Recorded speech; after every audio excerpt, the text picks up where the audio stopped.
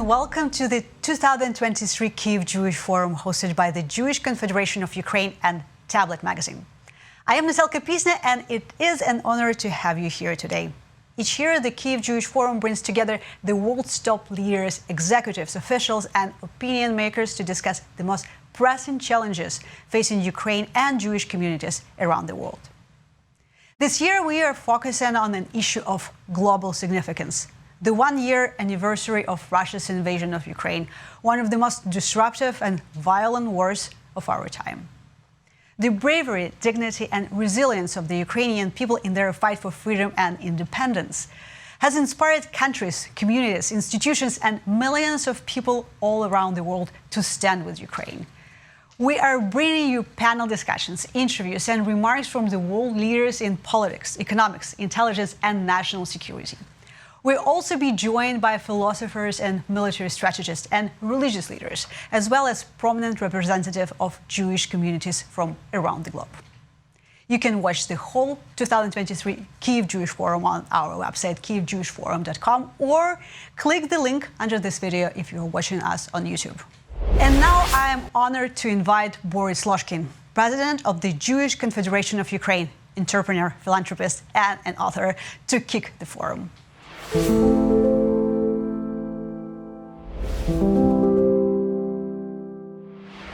Shalom, dear friends. Welcome to the Kyiv Jewish Forum. This year our forum will take place in Washington. The American capital is especially important now. It is here that the key decisions of our time are being made. That is the decisions on which the future of both Ukraine and the civilized world depend. This year we are co-hosting the forum with the Tablet, the leading American Jewish online magazine. My deepest gratitude goes out to them. Thank you for your partnership. The main and sadly unavoidable theme of this year's forum can only be the war. It is now a year since the start of the deadliest conflict that Europe has seen in many decades. Last February, almost no one believed that Ukraine would be able to withstand the brutal assault of the aggressor state. An aggressor state whose military force and prowess we had all been told far surpassed those of Ukraine.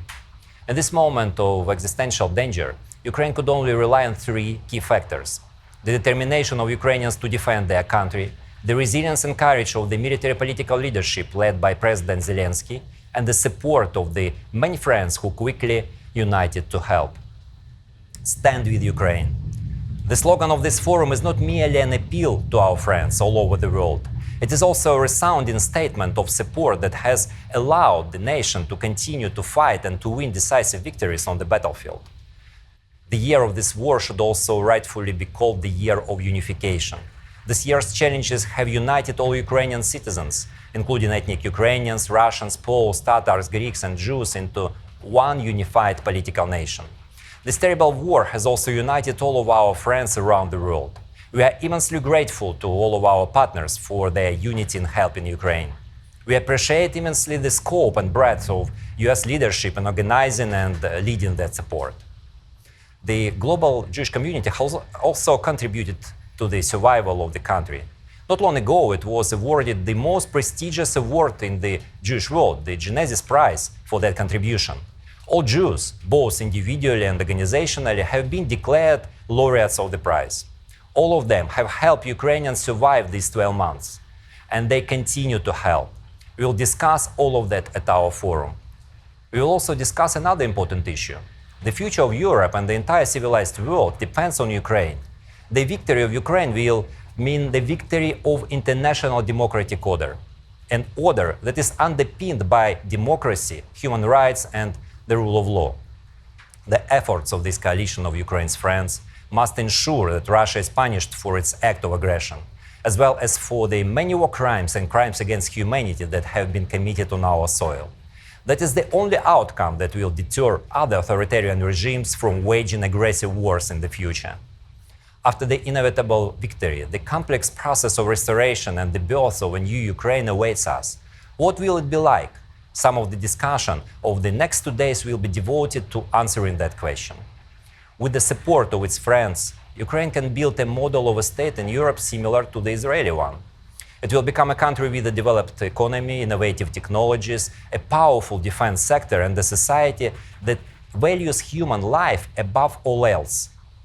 That issue will also be discussed by our distinguished speakers. Our speakers will also touch upon the role of American bipartisan support for Ukraine, as well as the formation of an incipient Russian-Iranian axis, as well as the impact of the war on the situation in the Middle East. I'm sincerely grateful to all the distinguished speakers joining the discussions of our forum. I would like also to thank our Ukrainian media partners. Helping covering the events of the forum has been provided by Новое Время, RBC Ukraine, Обозреватель, Telegraph. Stand with Ukraine. Let's begin the discussion. Isaac Herzog was a guest of the last Kyiv Jewish Forum right before the start of the war. At the end of 2021, Ukraine and Israel celebrated 30 years of establishing diplomatic relations and honored the memory of victims of Babi Yar together, with President Herzog coming to the memorial ceremony in Kyiv. A few months later, Russian missiles flew into Babi Yar. Today, Isaac Herzog is a guest of our forum again, speaking on behalf of the people of Israel to the people of Ukraine.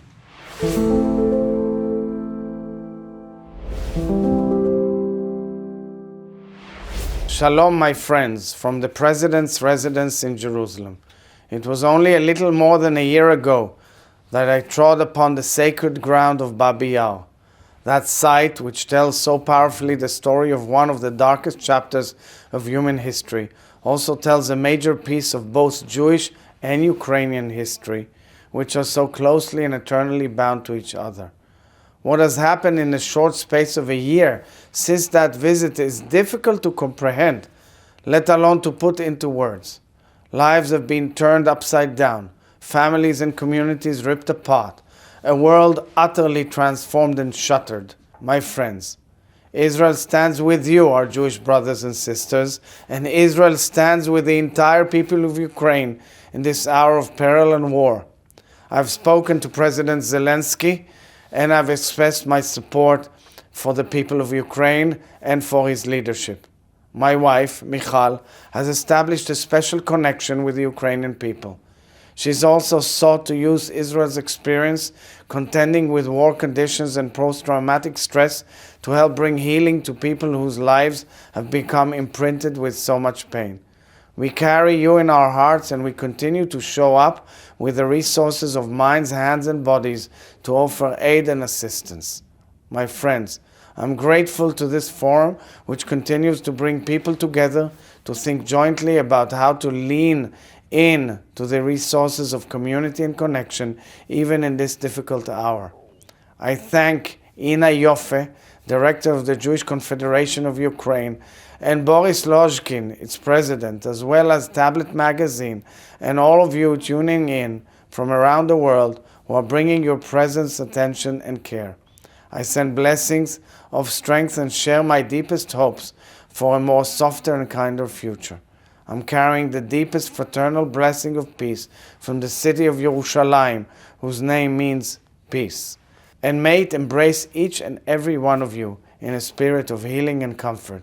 Yisa Hashem panav elecha v'yasem lecha shalom. Toda rabba. Next, from our studio in London, we have an interview with another determined leader, the former Prime Minister of Great Britain and great supporter of Ukraine, Boris Johnson.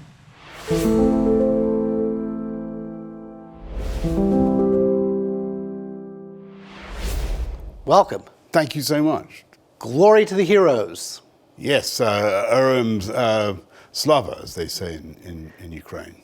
And they are heroes. The Ukrainians Yes. are heroic, and the Ukrainian armed forces are heroic. And everybody in Ukraine who has helped to put their lives at risk day in, day out, to rescue people, the emergency service, they're all completely heroic. And they're heroes. But I think the Ukrainian leadership has also been heroic. And you were just there.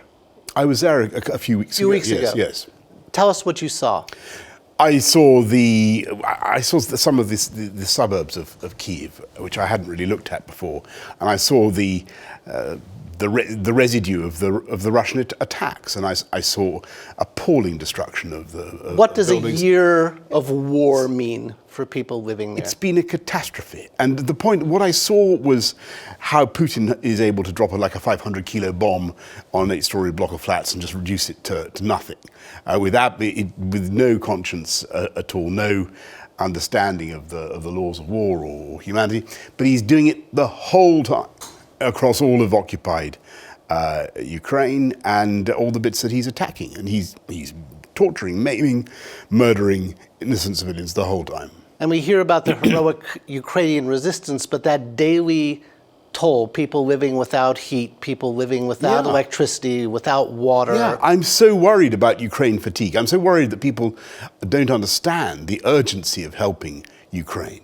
You know, this thing is not getting any. The suffering is appalling. They're losing many brave young men and women in combat. They're losing civilians. Children are being killed in attacks on innocent centers of population. They need help. They need more equipment, and the faster we give it, the better. Today, President Zelensky came here to London and asked for planes. He did. He gave a remarkable speech, and he was very focused on planes. I was very struck by how much emphasis he put on the need for jets, and it's absolutely true. They need a load of stuff to stop the Russian aggression, but also to retake the ground that Russia has occupied. That's the only way to finish this thing off. You have to get There's a reluctance. the land bridge. There's a strange reluctance to provide Ukraine with the actual weapons it needs to win the war. But don't forget, there's always been a reluctance. So right back at the beginning, a year ago, more than a year ago now, 18 months ago, I remember when Ben Wallace and I, the UK Defence Secretary, were first considering whether or not to send shoulder-launched anti-tank weaponry, NLAWs. We had the system saying, no, this will be an escalation, it'll provoke the Russians. We did it. It was invaluable. The NLAWs, the Javelins, which the US sent, Donald Trump sent, actually were invaluable in allowing the Ukrainians to protect themselves in that battle space that I saw around Kyiv.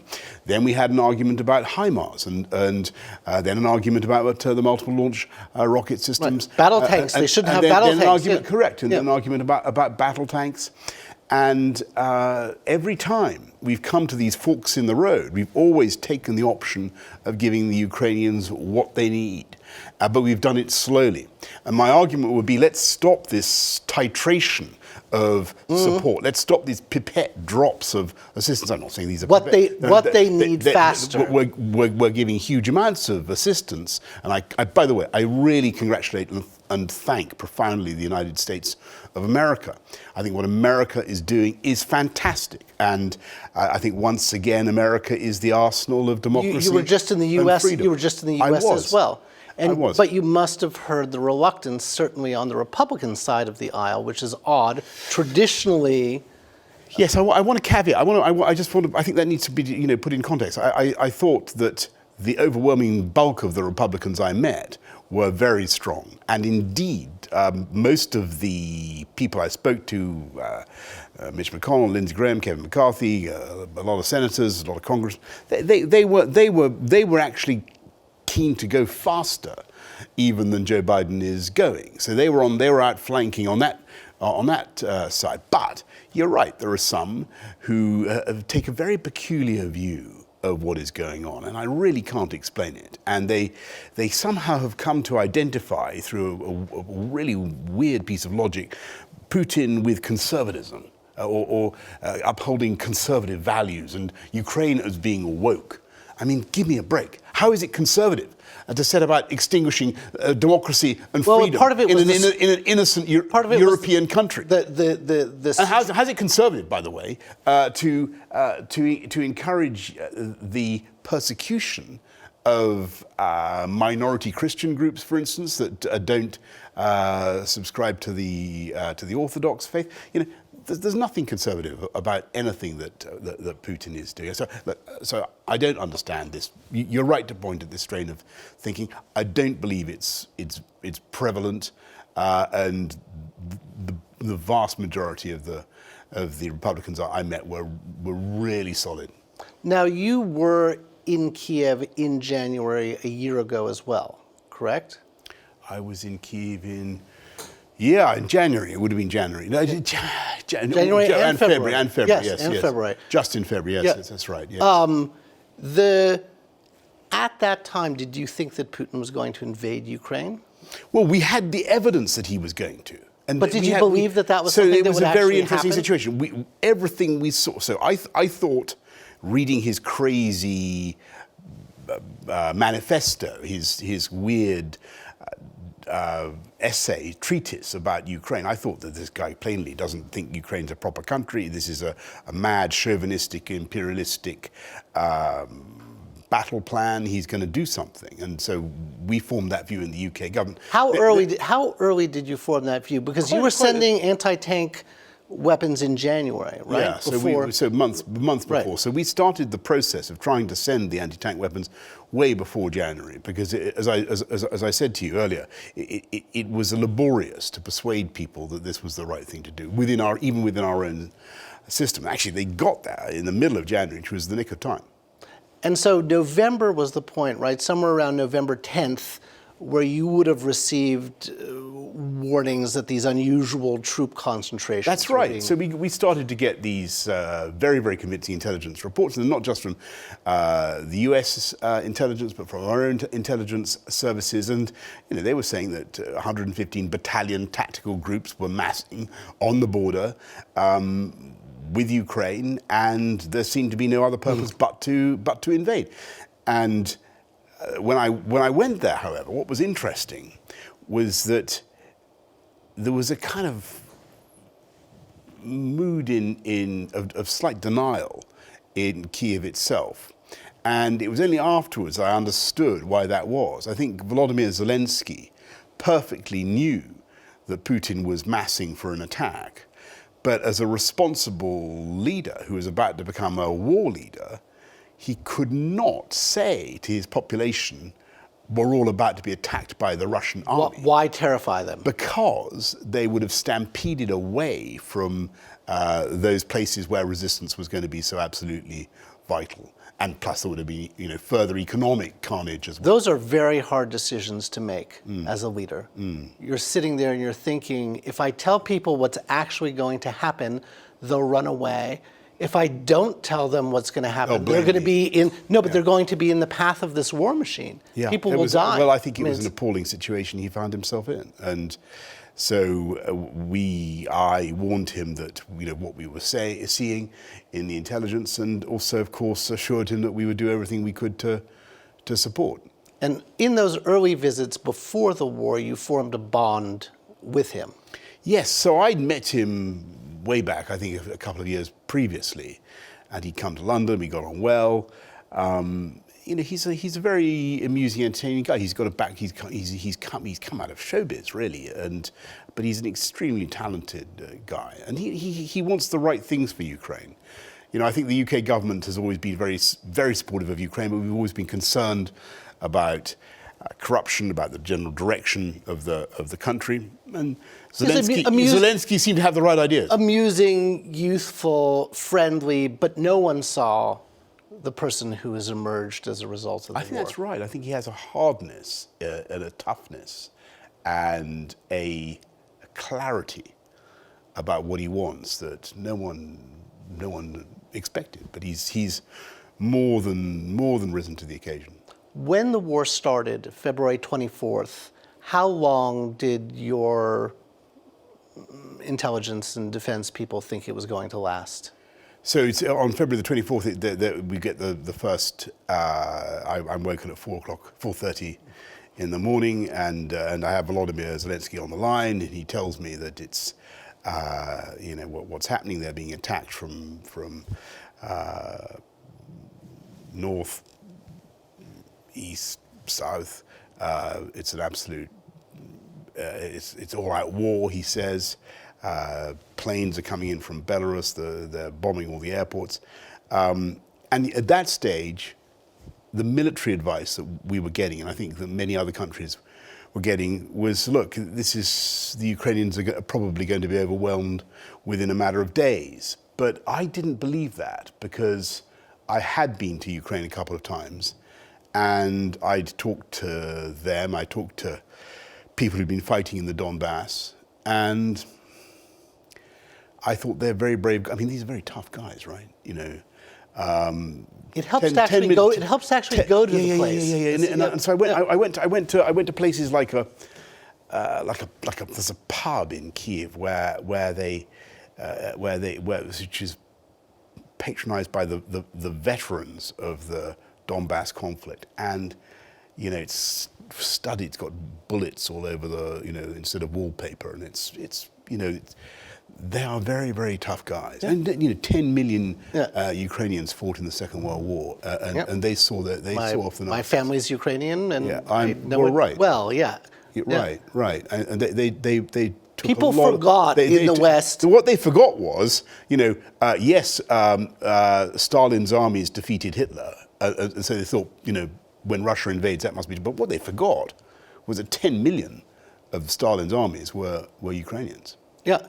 And people also forgot, in a more recent context, that the war hadn't begun when Putin launched this invasion. The war had begun in 2014. That's so right. And thousands of people had been killed in battle. 14,000. Yeah. 14, and so that's so right. And Ukraine had already become a very tough, society that was used to suffering and that was very battle hardened.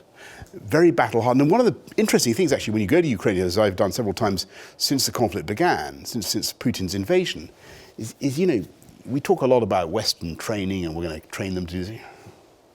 They know about as much about war fighting as anybody in the world now. There's not a lot. Right. They're very, very brave. Yep. How did you understand Putin's initial war plan, which resulted in this vast 60-mile long column of tanks being set on fire day after day? But obviously that's not what he intended. No, but this is a famous disaster, strategic disaster, which is what people don't understand is that those columns of tanks, partly it was because the N-laws were shooting them up, and they were being interrupted on their roads and getting into traffic jams. They were running out of fuel and so on. But what they were really Ubers that were going on their way to pick up their passengers, which were the crews for the tanks, which were all going to arrive at the airport at Hostomel. Right. And the trouble, and so it was the battle for Hostomel. Let's talk about that battle because I'm fascinated by it. Well, look, I can't tell you, you really need a military expert, but what happened, as I understand it, was that the Russians landed, and then the Ukrainians had been supplied with an awful lot of intelligence about what was going to happen, and they were ready. They shot the Russians up so badly that the Russians had to retreat, then the Russians tried again. And essentially, even though Hostomel Airport was not very far away from Kyiv itself, they couldn't capture it. And because they couldn't capture the airport, they couldn't bring their tank crews in, and so there was nothing for the tank. So the tanks, there was no point in the tanks even getting to Kyiv because their crews weren't there. So the whole thing was a massive logistical disaster. And the airport was defended by 500 local guardsmen, mostly with rifles, right, and a few missiles. I think the story of Hostomel airport is a complex one. Tell me what. There are bits and pieces that you'd have to wait. How much intelligence had they been given? We don't comment on all that sort of stuff. We don't comment on all that sort of stuff. You would say that that they were aided. The Ukrainians were fantastically brave, and the basic difference is that the Ukrainians, and the Ukrainians are fighting for hearth and home. They're fighting for their country. They're fighting for their families. What are Putin's troops fighting? They don't even know why they're fighting. They're poor, terrified conscripts or jailbirds. For a victory parade they were promised and it never happened. Correct. Remember what Robert S. McNamara says after the end of the Vietnam War. He says, we weren't fighting communism, we were fighting nationalism. And the truth is that Putin has actually created and intensified the most passionate national feeling anywhere in Europe. And that is going to be an absolutely unbudgeable, unbreakable force. Right. Whatever arguments one might have had about the existence of a separate Ukrainian nation before the war, Putin certainly will never be those arguments again. If Putin set out to prove himself wrong, he could not have done so in a more decisive and elegant way. You know, it's over, that argument. Now, you visited Kiev in April. And I remember the shots of those eerily empty streets with you and Zelensky walking together and one or two or three other humans visible somewhere. Yeah. No, it was a bit spooky because Volodymyr Zelensky hadn't been out of his bunker for about 6 weeks, as I understood things, and he certainly hadn't done a walkabout like that. I mean, he'd been around, but he hadn't done a thing where you walk around the streets and meet people. And you're right, there weren't that many people around because it was still pretty unclear. Who in their right mind would let the Prime Minister of Britain go running loose in Kiev with Vladimir Putin's assassins everywhere? But it was kind of nuts. How did you? No, I don't think so. I think that the Ukrainians had done an amazing job. I think they'd cleared the Russians out of Kiev, and there might have been a few stay behind Russians somewhere in Kyiv, but or Chechens or whatever. But the chances. Why did you feel that it was important for you to go there then? This was April. I tell you why. It was because there was a sort of conversation building that there might be a deal. Do you remember all this stuff going on in Belarus, and there was, and I. You've put up a brave fight for 6 weeks. That's wonderful. We all know you're going to lose eventually. Let's end this. There was a bit of that. There was a bit of that, and everybody was going off to see Putin and just trying to see what conversation there could be.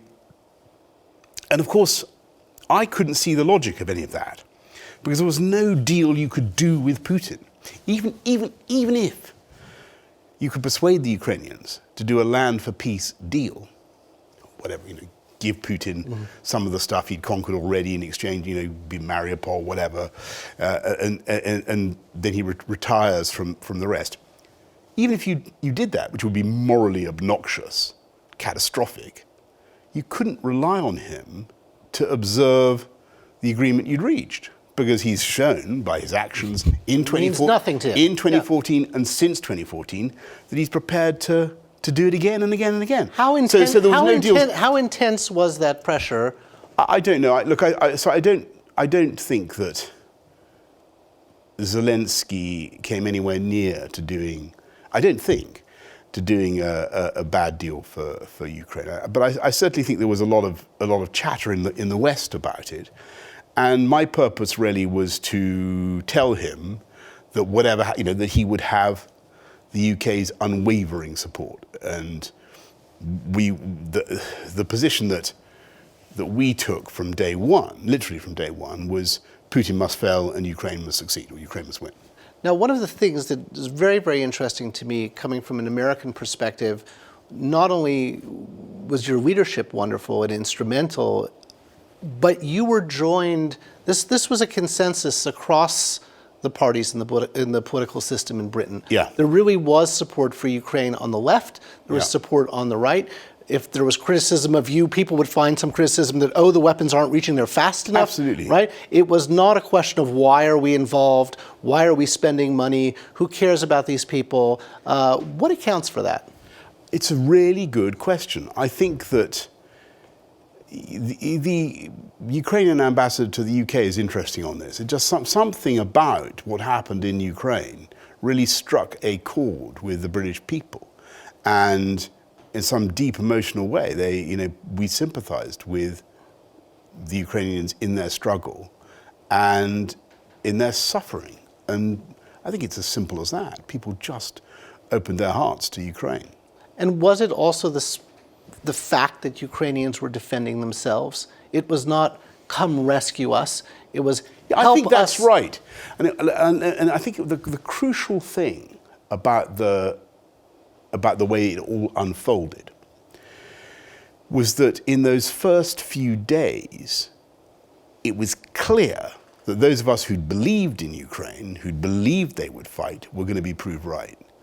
And that became a virtuous, self-reinforcing phenomenon, because the more they resisted, the more on Capitol Hill there was support for Ukraine. That was the crucial thing. I repeat, it's that huge support that's come from the United States of America. Can we move the American monster, the Pentagon, the rest of it, and tilt it a little further? Every time the US has been tested in its resolve on this, there's always been a delay, but in the end, the United States of America has come in and exceeded expectations. So look, I'm just confident that America will continue to help and do the right thing.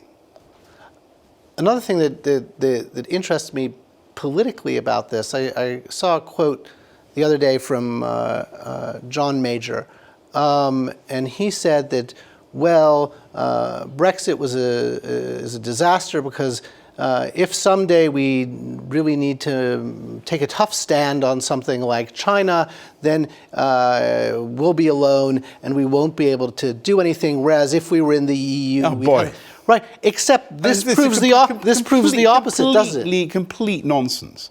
Exactly, because if we'd been locked in the EU system, with the common foreign policy, with all the discussions, that we would have been locked into subservience to the Normandy process, you remember, which was set up after 2014. It was basically when Britain subcontracted Ukrainian policy to France and Germany. Remember? Yeah. And we said, let them get on with it, and we weren't even at the table. I mean. Brexit, in a real way, made British leadership on this issue possible. It made it possible. And I think the interesting thing is that certainly in a lot of the East European countries, Central European countries, the Baltic, they totally agree with that. They saw the difference. And I don't think you'd find Emmanuel will necessarily support that, but then he doesn't like Brexit. When we took it, and as I say, the French, at least initially, or before the war broke out, had a different perspective on things. I think, France and Germany did believe, or must have believed, in this Normandy nonsense, and it just didn't work. Ukraine has purchased its freedom, its nationhood, its place in Europe in blood. No one can deny that. That's what's happened over the last year. They fought, they died, right? They held off this tyrant and this military machine. What do you think Europe and England and NATO owe Ukraine now? What do we have to do? The Ukrainians are fighting for all of us. The Ukrainians are fighting for the Poles, for the Georgians, for the Moldovans, for the Balts. They're fighting for every country that could have its borders could change by force anywhere in the world. It's a massive sacrifice that they're making. And I think that they're also showing why Putin was wrong. They're showing that they have a Western and a European vocation, that they're a free, democratic, independent nation. And they deserve, I think, once this thing is done, they deserve to be treated with immense respect. And clearly, I think that their membership of the EU, if that is what they choose, should be accelerated by the EU members. Clearly, it's no longer for the UK to have a role in that. But certainly, when it comes to NATO, I think we're now in a very interesting position. Yeah. Because if you'd asked me before the war, before Putin did his act of lunacy, is Ukraine going to join NATO anytime soon? I'd have said, I doubt it. Well, Vladimir Putin asked you that question, right? He did. And I said no, not anytime soon. And the reality was, to be frank, there was a strong enough caucus within NATO to block Ukraine that it wouldn't have happened till the Greek calends, or hell freezes over. So, but now, Putin has utterly destroyed the case against Ukrainian membership of NATO. Not having Ukraine in NATO meant the worst war in Europe in 80 years, colossal suffering, global economic disaster. The logic is to get clarity and stability, and whatever, Moscow has forfeited all right to protest now. NATO is not a hostile alliance, NATO is a defensive alliance, and Putin, by his actions, has proved to the Swedes, to the Finns, that NATO is essential for them, and he certainly proved that it's essential for Ukraine. Thank you so much. Thank you. Thank you.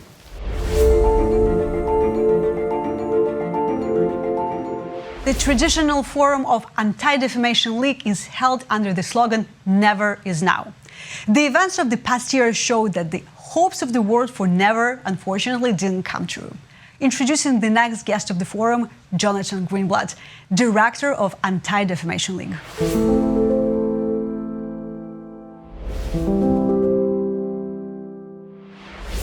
Thank you, Boris, for giving me the opportunity to speak today to the Kyiv Jewish Forum. We were delighted to have you speak at ADL's major conference, Never Is Now, just a few months ago, and to convey to our audience at the largest annual convening in the world on anti-Semitism and hate, the political and moral imperative to support Ukraine against Russia's aggression. And I'm here to reciprocate and make crystal clear to your audience ADL and the American Jewish community's support for Ukraine and for our Ukrainian Jewish brothers and sisters. Since the first day of the unprovoked invasion last February, ADL has done all that we can to refute and discredit Vladimir Putin's absurd accusation that Ukraine's democratically elected government was a, quote, Nazi regime, or that this egregious assault was some kind of endeavor to, quote, denazify the country. These claims are ridiculous. And I say this as CEO of the ADL, the leading voice in the United States and arguably the world on extremism in all its variants, including neo-Nazism. So when this happened last year, we knew that our responsibility was to tell America, no, don't believe this Russian propaganda. It's wrong and also insulting and frankly offensive to the real victims of the Third Reich, including the 1.5 million Ukrainian Jews who were slaughtered in the Shoah, and the nearly 1.5 million Ukrainian soldiers who died on the front lines fighting the Nazis. But far too often, we see the memory of the Holocaust cynically abused for political ends. False accusations of Nazism are attempts to delegitimize sovereign nations and to justify violence against their civilians. We see it against Israel, we see it against Ukraine, and it is all profane and deeply wrong. Everyone in this room knows full well that this charge of Nazism is both false and hurtful. But that's not necessarily the case in the wider world. In a recent ADL poll, we found that nearly 4 out of 10 Americans believe, remarkably, that Israel somehow treats the Palestinians the way the Nazis treated the Jews. In my mind, this reflects widespread ignorance of who the Nazis were, what their agenda was, and how they executed it and attempted the systematic slaughter of the Jewish people across Europe. So in hindsight, I think we were right to worry about the Russian propaganda accusing the Ukrainian government of being a Nazi regime. Back in December, Boris and I published a joint op-ed that called out this ugly propaganda and demanded continued and even expanded Western military, political, and economic support for Ukraine. We will continue to do so, speaking out as an authoritative voice against Russian propaganda and disinformation, and asking of our political leaders and all people in public life to step up and help Ukraine win this just war. As an American, I was proud when President Biden welcomed President Zelensky to the White House in December. And as the president told Mr. Zelensky, you will never stand alone.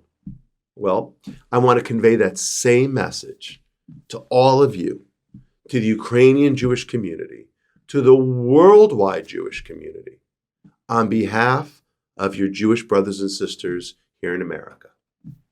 You will never stand alone. Slava Ukraini. Deutch, the CEO of the American Jewish Committee, became the head of one of the most influential Jewish organizations in America during the current war.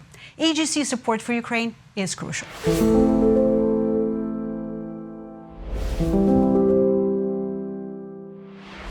Hi, it's Ted Deutch, the CEO of American Jewish Committee, the global advocacy organization for the Jewish people.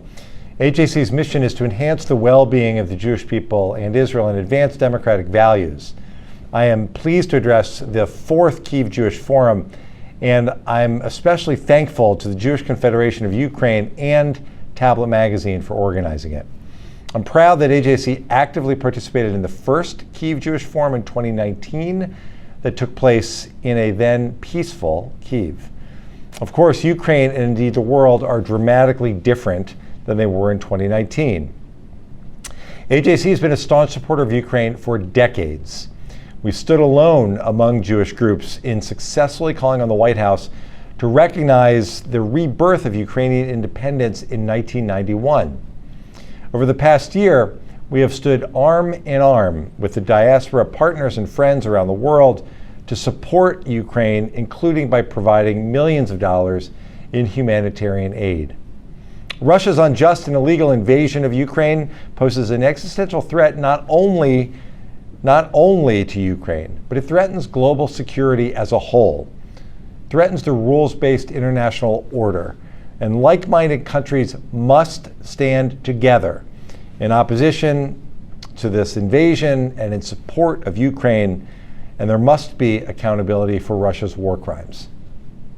But I remain optimistic about Ukraine's future for a multitude of reasons. First and foremost, because of the immense bravery and dedication of the Ukrainian people, and just how brave the Ukrainian people have been since Russia's invasion especially. The entire nation has rallied behind their government. President Zelensky has truly given the entire world a fine example, a masterclass in what leadership looks like. Moreover, I've been heartened to see the entire Western world rally in support of Ukraine. People who understand the importance of standing up for democracy are standing with Ukraine and with its people. And I really give credit to President Biden and the entire United States government for working tirelessly to ensure that this unity was forged and that it continues. AJC has been proud to be a part of these efforts by advocating for Ukraine in the United States and around the world. Last year, our organization distributed through its specially created humanitarian relief fund over $2.5 million to Ukraine, to two different organizations, including two significant grants to the Jewish Confederation of Ukraine. I just returned back from a trip to Israel and Brussels, where I met with a large range of officials, Israeli officials, high-ranking officials at NATO, at the EU, European Parliament, European Commission, and a whole variety of ambassadors.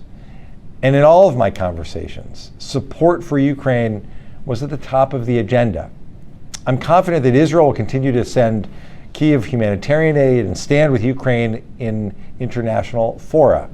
Indeed, Israel has provided Ukraine with humanitarian aid worth millions of dollars, including a field hospital at the border, supply of local energy via generators, more than 1.5 million containers, water purification systems, hundreds of thousands of food packages, and more. And in addition, since the beginning of the Russian invasion, Israel has allowed more than 30,000 Ukrainians to enter the country. Israel, perhaps more than any other nation, understands what it's like to live in times of war.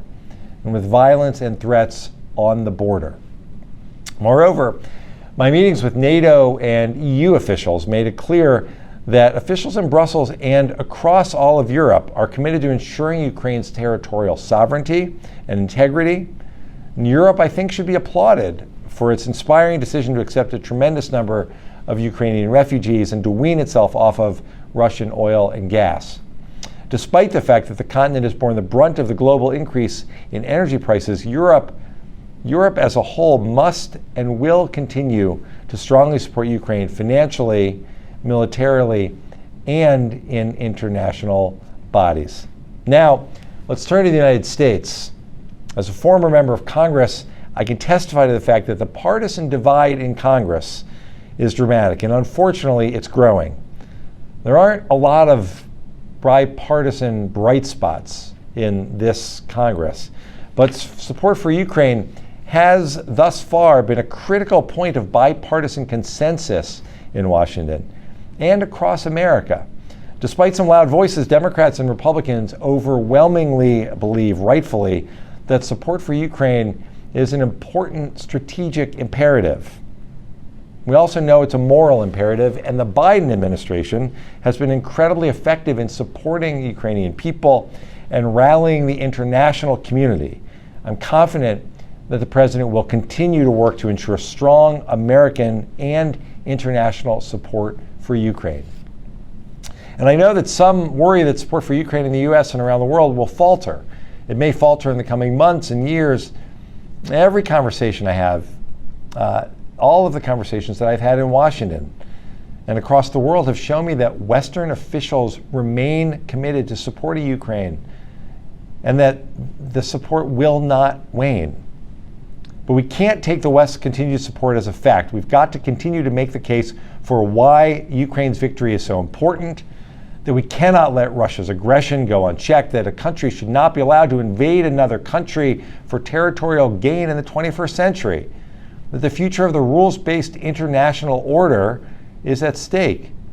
AJC will continue to speak loudly and consistently in support of Ukraine. We'll do it through our 25 offices around the United States, our 14 overseas posts, and our 5 global institutes. I know that there's a future for Ukraine and for its vibrant Jewish community. Many countries have already committed to rebuilding Ukraine's economy and infrastructure. And the moment that the war ends, I'm hopeful the international community will invest in Ukraine's future and that it will eventually become one of the most prosperous nations in Europe.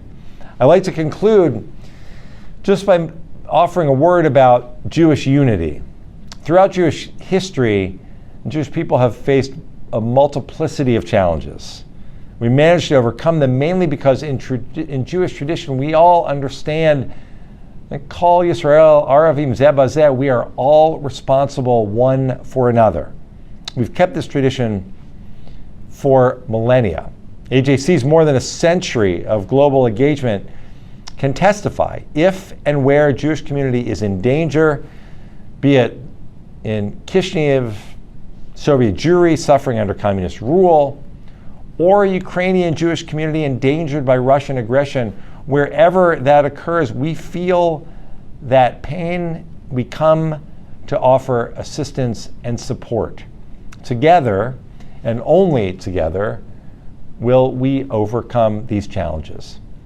So I'd like to thank again the Jewish Confederation of Ukraine, one of our global Jewish partners. I'd like to thank Tablet for organizing this 4th Kyiv Jewish Forum, which is an important platform for consolidating Jewish community. It's an important moment in the history of the Jewish community and the history of the world, and I am proud to join with you to offer AJC's support at this important time. Thank you for having me. Our next guest is Maryland Senator Ben Cardin, a sponsor of the famous Magnitsky Act.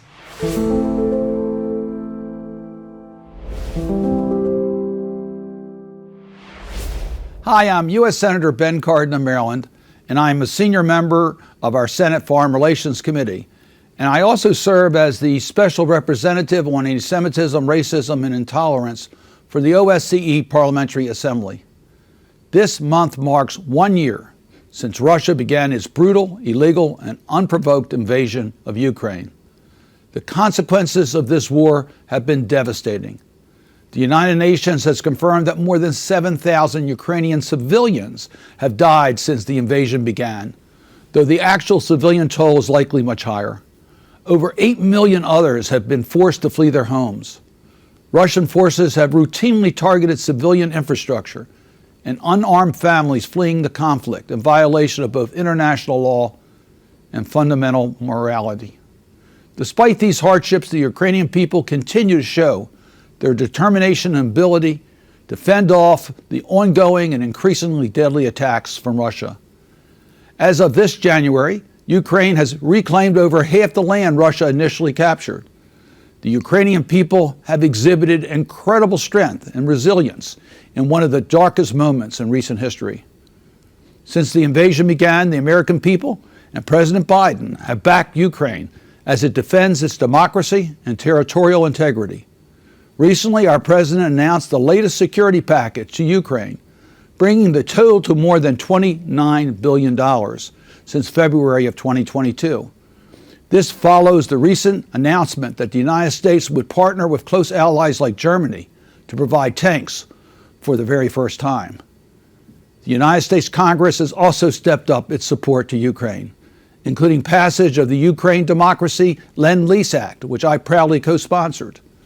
This authorized our president to enter into Lend-Lease agreements with Ukraine to provide additional tools to protect civilians. More recently, Congress passed the additional Ukraine Supplemental Appropriations Act. This war is not only about upholding the sovereignty and integrity of Ukraine, it is also about pushing back against Mr. Putin's constant lies and disinformation.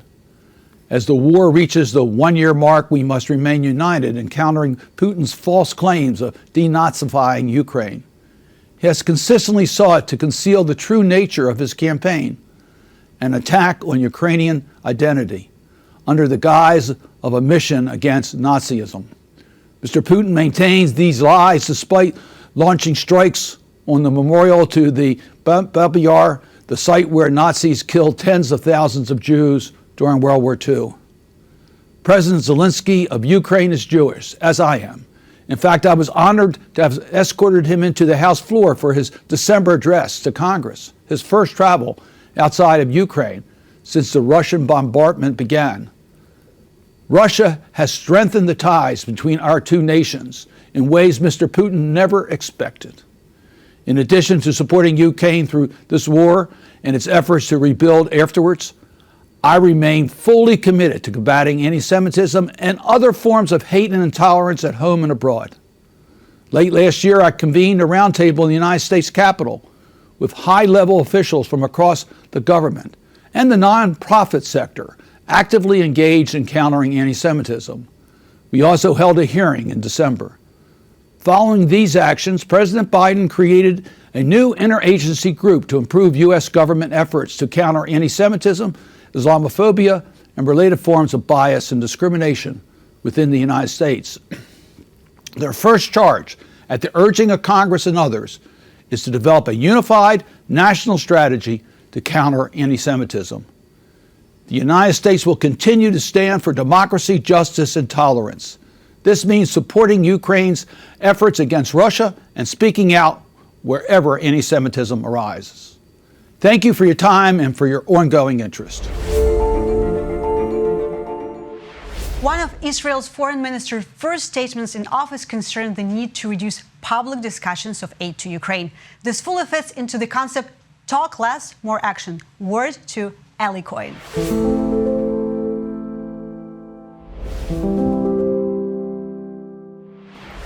Shalom to the participant of Kyiv Jewish Forum and best wishes to the head of the Jewish Confederation of Ukraine, Mr. Boris Lozhkin, for holding this important event.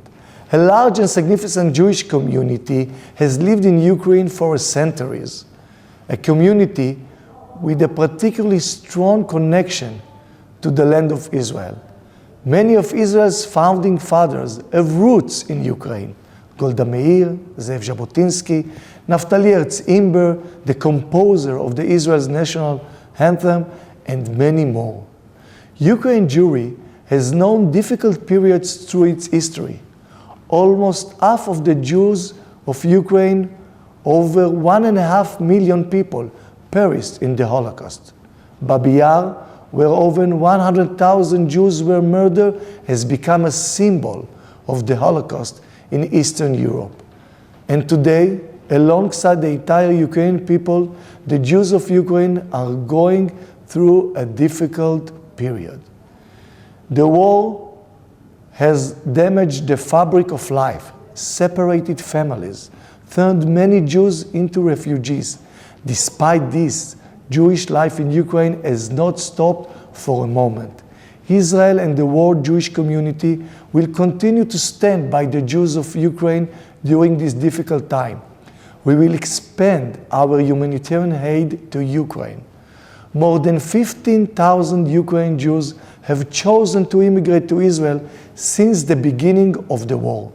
The gates of the State of Israel will always be open to any Jews who wants to immigrate to Israel from Ukraine or from any other country in the world. I wish success to the Kyiv Jewish Forum and hope that next year you will be able to hold the event in a peaceful Kyiv. תודה רבה. Ukrainian Foreign Minister Dmytro Kuleba can be considered the commander of the diplomatic front. The lineup and success of the pro-Ukrainian coalition largely depends on the actions of the foreign ministry. Dmytro Kuleba continues the Kyiv Jewish Forum.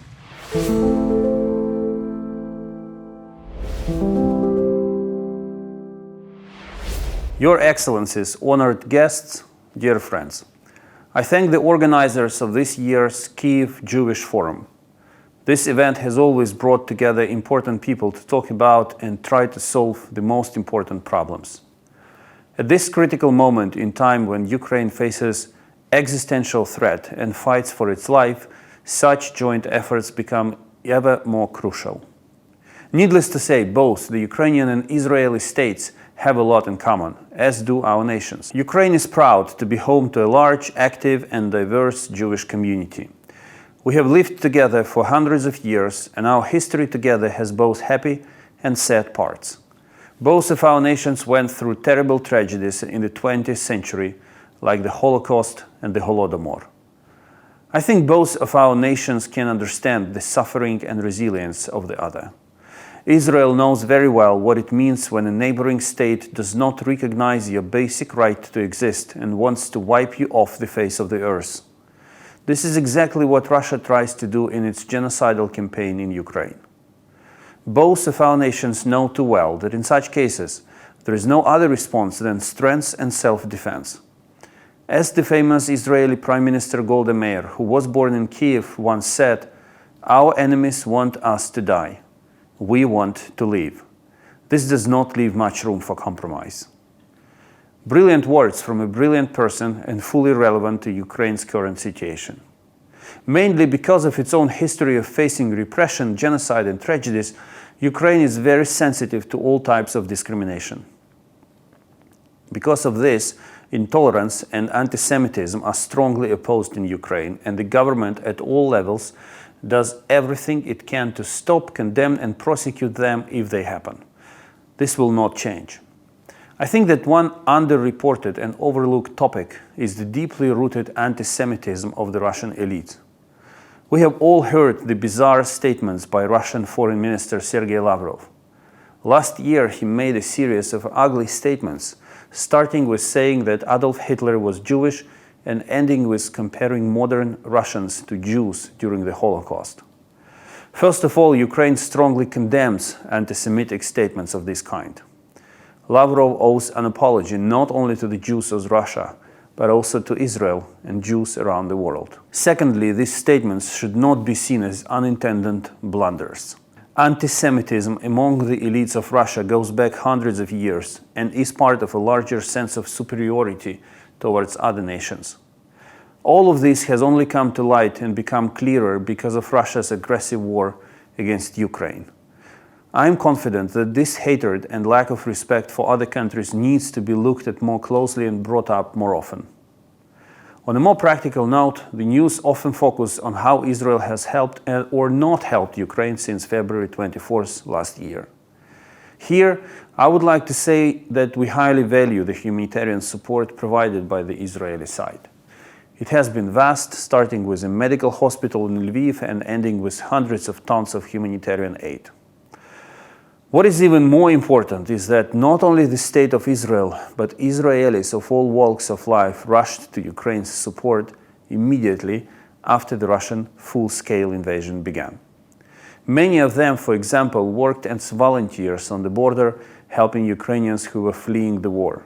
The Ukrainian Jewish diaspora is also actively involved in supporting Ukraine financially and politically. We are grateful for this support, and it makes us even more surprised that our cooperation has not extended to the military technical sphere. Yes, we have a political conversation, a way for our intelligence services to work together, and some Ukrainian soldiers have been getting medical care in Israel. But for some reason, when it comes to the air defense systems Ukraine critically requires to protect civilian lives from Russia's barbaric missile strikes, there has been no movement forward. I still cannot think of any logical reason why. I am confident that Israel is very much interested in Ukraine's victory, especially since Russia and Iran have teamed up and Iran has sent drones to Russia. We have common security challenges, and we are bound to counter them together. Our two nations share the same democratic ideals. This is what we stand for in an increasingly hostile environment. This is why I am confident that Israel can and should become an active participant in Ukraine's peace formula proposed by President Volodymyr Zelensky. We count on Israel's engagement on this matter. To conclude, I should say that this week I look forward to welcoming Israel's new Foreign Minister Eli Cohen in Kyiv. We have already spoken by phone, but this will be his first official visit to Ukraine. I believe there is no better way to understand what's going on in Ukraine than to come and see everything with one's own eyes. During this visit, I'm also looking forward to talking about everything on our joint agenda. I am confident that Ukraine and Israel have great potential together. Our nations are bound together by deep historic ties and share common challenges today. I wish all the forum's participants fruitful discussions. Thank you for your attention. Ms. Brink's colleague, Ambassador of Ukraine to the United States, Oksana Markarova, is next at the Kyiv Jewish Forum.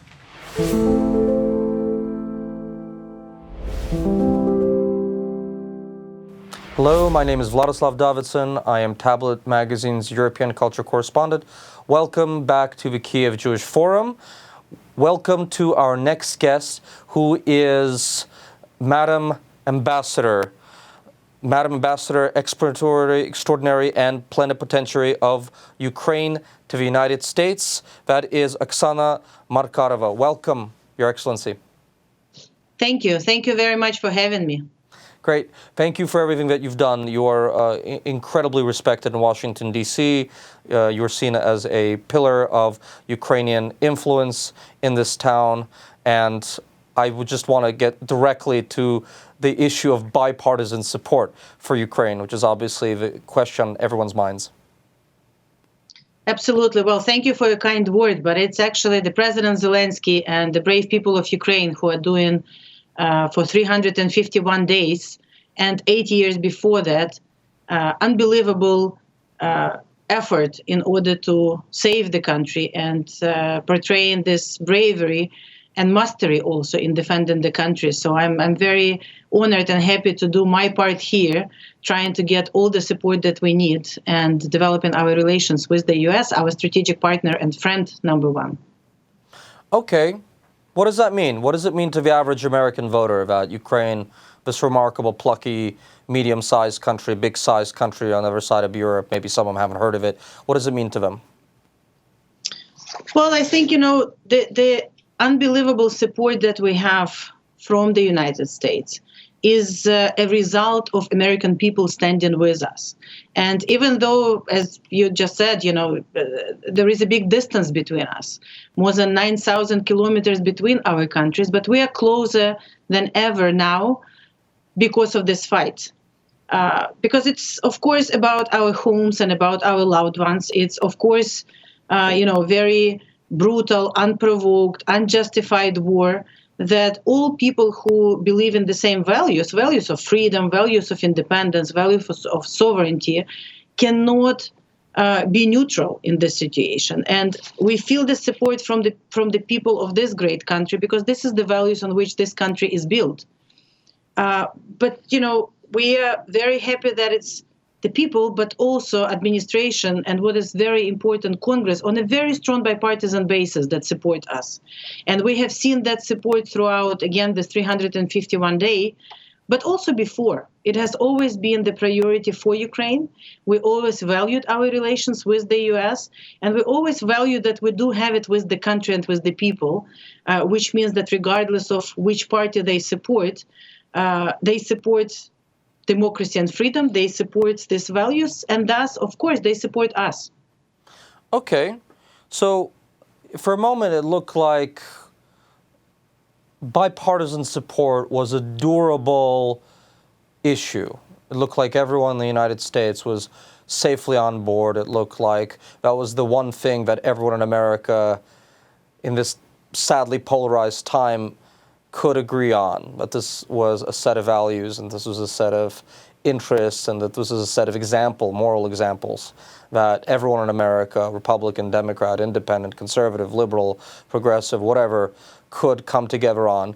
But are we facing a moment where so-called Ukraine fatigue is starting to creep in? Well, on the one hand, let me from the beginning say that I do not see the signs of the Ukraine fatigue. So working with the previous Congress, now actively working with the new Congress, working with administration, working with everyone here in Washington, but everywhere in the United States, I should say that I do feel very strong bipartisan support and support from many people. We also see it in the polls. So the recent social polls in the U.S. shows that the majority of American people continue to support Ukraine and continue to support our effort in defending us, defending Europe. But ultimately, as President Zelensky said in his address to Congress when he was here in December, that the battle is not only about Ukraine. The battle is about all of us, and this battle will define whether a democracy can defend itself, whether a democracy, whether here or in Ukraine or elsewhere, can be protected also from brutal aggressor. So I also want to say that, just 2 days ago, there was a State of the Union address. And the issue of Ukraine, and I was honored to see it, was an issue that united everyone and got the support there. Now, is it guaranteed? Nothing is guaranteed. So this is something we have to actively work on. That's why, working with Congress a priority. That's why we have to keep informing American people about brutal atrocities, about all the violations that Russians are doing, about all possible war crimes that they've done in Ukraine for this 351 day, starting with the mother of crime, the crime of aggression. The very decision to invade or re-invade Ukraine on the February 24th is a crime itself, but also inform that we Ukrainians will not give up and will not surrender, that this fight is an existential fight for us and for all democracies, and explain also to everyone here why this fight is important for us. It's about values, it's about principles, it's about our common security, because if an aggressive authoritarian state, a nuclear power, can attack peaceful, smaller neighbor and get away with it, then we all are not safe. And the third reason, would be even that it's more effective and efficient, and I would even say cheaper, to help Ukraine to win this battle while it's still in Ukraine. Because Putin has been very clear that it's about the restoring of the empire for him. It's about attacking many other countries. So, if not Ukraine, then there are a lot of NATO countries that will be under threat from this aggressive Russian regime. We don't need NATO boots on the ground. All Ukrainians are ready and fighting right now for our country, but we need all the weapons. So, we would like this support to continue. We know that we have the strong support, and we need to get more weapons, more sanctions for Russia, more support for Ukraine in order to end this war quicker. What do you see as the major deciding factor in continued military support from the American government over the next, we should talk about it, 24 months as opposed to the next 6 months? What do we have to do to keep it going over the longue durée, as they say? Thank you. Very important question. It's one of the questions in the multiple quiz. You respond all of the above. First of all, it's very important for us to have the continued support of American Congress.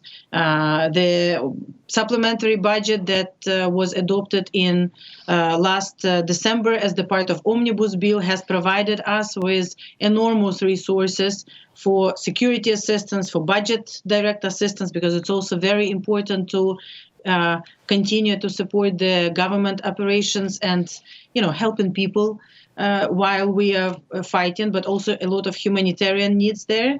That is the resources that will be available to us until the end of the fiscal year in October. Hopefully, we will use it in order to win the war before that, but we don't know, right? We don't know when Putin will finally decide to stop this aggression, or when we will have enough capabilities to get him out from our country. Now, I just want to know that this assistance is being used in a very efficient and transparent manner. The reporting has been in all the places. We are sharing all the information with our partners. You saw probably that recently the inspector generals have been in Ukraine, and they already has published a lot of information, and the Treasury has publicly also stated that they do not have any signs of the mismanagement or misuse of this. So we're very, very responsible about this help that we're getting. So getting the continued support from Congress is one very important priority. Second is, of course, working with our partners here, with Department of Defense, Department of the Treasury, Department of Commerce, USAID, and other administration colleagues and friends in order to translate or transform these resources that the Congress gave us into specific items on the battlefield, or also energy support, which is crucial after Russia started literally destroying all the energy grid, or into specific humanitarian assistance to the people. So this is the work that is done on a literally daily basis. We have the Ramstein group, where U.S. is not only actively providing their support, but united now more than 50 countries to coordinate this support and get our other partners to help us. It's also the Energy Coordination Group. It's also the new platform which was just created 2 weeks ago on the reconstruction, because we already are thinking about rapid recovery now, but also planning the future innovation. So, it's a very coordinated on the one hand, but very difficult daily work that we are doing with all of our partners. And of course, you saw President Zelensky yesterday in the UK and Europe, and his extremely important visit here in December, but also the daily phone calls and meetings and conversations. He's personally leading this big diplomatic effort in rallying the world around Ukraine, in making sure that everyone knows what do we need now in order to win faster. Madam Ambassador, last question for you, Your Excellency. Last question. Given the needs, the limitations of American domestic politics, what does a Ukrainian victory look like? Is it reclamation of all lost Ukrainian territories? Is it a settled settlement of some sort where Ukraine takes a hit? You know, you have to make difficult decisions, but you kind of make them. Is it the loss of some Ukrainian territory, but Ukraine being allowed into Europe as a rump state? Is it guarantees of accession to NATO, to the European Union, to European structures? What do you see as a best case, worst case, and acceptable solution to the conflict? Thank you. There is only one case for us, for Ukrainians. You know, in this truly David against Goliath fight, you know, we always have to remember that Ukraine always was a peaceful country, never threatened Russia, never attacked Russia, and that in 1991, 98% of Ukrainians everywhere in Ukraine, including Crimea, including Donetsk, including Lugansk, including Lviv, voted to be free and to be independent.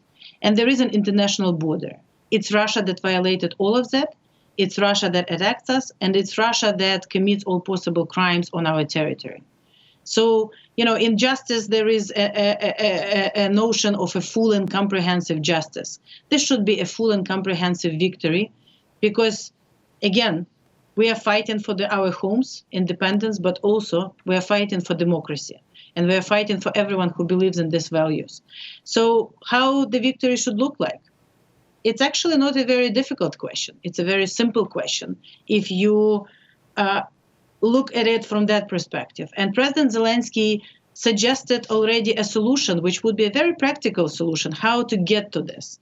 It's the 10-step peace plan, peace formula of President Zelensky, which we are discussing with all of our partners, which we are asking all of our partners and allies to unite around, and which provides a very comprehensive plan of how we can not only win on the battlefield, but get to a situation when we will get this lasting peace for not only Ukraine, but Europe. And then there is a big question of accountability and justice. Like after the defeat of the Nazi regime in 1945, it's essential for all of us not only to win, not only to return our territories, and most importantly, our people, but it's also very important for us to hold Russia leadership and everyone responsible for the crime of aggression, but also every crime after February 24th, hold them responsible and prevent others who might think about violating this in the future from even thinking about it. Thank you so much for joining us today at the Kyiv Jewish Forum. Thank you so much for all your hard work on behalf of all Ukrainians here in America, in the capital. Thank you so much, and we'll see you again soon. Thank you very much. You are watching the 2023 Kyiv Jewish Forum. Next up, our first panel, Maintaining America's Bipartisan Support for Ukraine. Welcome back to the 2023 Kyiv Jewish Forum. I'm Jeremy Stern, Deputy Editor of Tablet Magazine. We're here today to talk about the future of U.S. bipartisan support for Ukraine. I'm very pleased to be joined by Joseph Lieberman, former senior U.S. Senator from the great state of Connecticut, Ambassador Robert O'Brien, former National Security Advisor of the United States, and here in the studio with me, I have Andrew Mack, Advisor to President Volodymyr Zelensky of Ukraine. Let's jump right in. First question, broad but simple. And Senator Lieberman, let's start with you. In what ways does the war in Ukraine affect the average American voter? Why should they care? Why is it a part of their lives? Yeah. First, thanks for convening this forum, and I'm honored to be part of it, particularly with the distinguished panelists that are on. And I have the greatest respect for Robert O'Brien, who I worked with closely when he was the National Security Advisor. So it's a really relevant question. Why should what's happening in Ukraine matter to the average American? Probably the average American doesn't think about that very much. It's far away. And yet I would say probably at the most emotional and at this point important level, the American people understand that Putin and Russia today are hostile to the United States, that the people of Ukraine are friendly to the United States, and what Putin has done in invading Ukraine is without any justification, and he's wrong, and yet here's the most important part. I think the people of America have responded from the beginning to the courage and willingness to fight as the smaller of the two countries involved here for their freedom and independence. And it doesn't take much. It's actually, to me, been very encouraging, really inspiring, that the spirit that motivated the people who founded America at the end of the 18th century really is still alive in the American people, and we see it in Ukraine today, beginning with President Zelensky and among the people of Ukraine. I'll just end. I'm happy to come back to this. There's more to say, but I will end with this personal anecdote. Last June or July, I was looking for what's the next book I'm going to read. I have a lot of books on my bookshelf here that I haven't read yet. And what popped out at me was the book 1776 by the great author David McCullough about that year in American history. And at one point, when the war is going badly for the American revolutionaries, freedom fighters, Washington addresses his troops, and he says to them he knows that things are going badly, and they probably are worried about their lives and that they might lose in their effort to become an independent and free nation. And he said, we're up against the strongest military in the world today, the military of the British Empire. But he said to them, we have something that they don't have. We are fighting for our own land. We're fighting for our freedom. We're fighting for our independence. The troops of the British who are here because the king ordered them to be here. And incidentally, there are others here, the Hessians, who are here because the British Empire is paying them to be here. And that's why Washington said to the American troops, that's why we must sustain our effort, and why I'm confident we will win. And of course they did. And I tell you, those words not only could have been spoken to the people of Ukraine and to the freedom fighters in Ukraine, but they have been by President Zelensky, and they're clearly felt in the same way. Putin is trying to build an empire. Most of his troops, I think, are there because he's ordered them to be there, not because they want to be. And as we know, he's paying others, the Wagner Group and all the rest, to be there. And they don't want to be there either. It's a job. So I think the American people at heart are inspired by this example of the Ukrainian people, and that's why it matters to them. I can get into more stuff about historic analogies and why a victory for Russia over Ukraine will probably lead to a wider war in Europe that we would be dragged into. That's all relevant. But I think right now, what really motivates the American people is their support for the people of Ukraine and the courage they've shown in pursuit of their own independence and freedom. Okay, thank you very much, Senator. Ambassador O'Brien, so, a related question. For most of last year, maybe all of last year, Ukraine seemed like one of the few maybe durable bipartisan issues in American domestic politics. And I think to a great extent that's still true. But we hear increasing talk in early 2023 of maybe there being Ukraine fatigue among not only American voters, but people in Europe as well. Ukraine potentially being a kind of political football on both sides of the aisle. I mean, what do you see as the big factors in determining continued bipartisan support for Ukraine over the next, say, 1, 2 to 3 years? Jeremy, that's a great question, and it's wonderful to be here with you and Andy and with my good friend Joe Lieberman.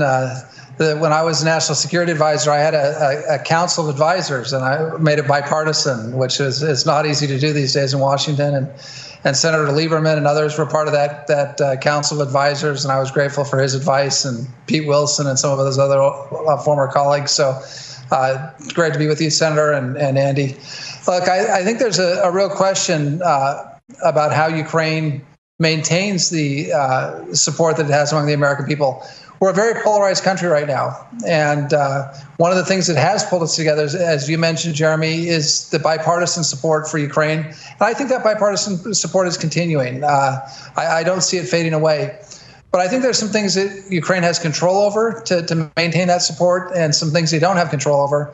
But I'd lay out a couple of factors. Number one, I think it's very important for the Ukrainian government to make sure that it behaves in America with its diplomacy on a very bipartisan basis. The presidency in America, the executive office, has so much power, and they're the folks who are supplying the equipment and interacting with the Ukrainian government daily. So it's very easy to get drawn into the White House orbit, and the Ukrainians should. They should be very, very close to the White House. But at the same time, they don't want to look as if they're attached to the Biden White House as we go into a political season, a new election campaign for president of the United States. Ukraine has to be about Ukraine, and it has to maintain bipartisan support. So it has to avoid any politics.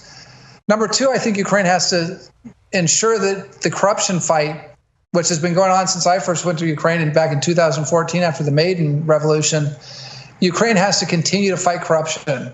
So that the American people and the Europeans understand that the money that's going to Ukraine, the treasure and the material that's going to support the Ukrainians in this fight, is actually getting to the soldiers at the front lines, to the war fighters, to those people that have shown such daring and boldness that Joe talked about.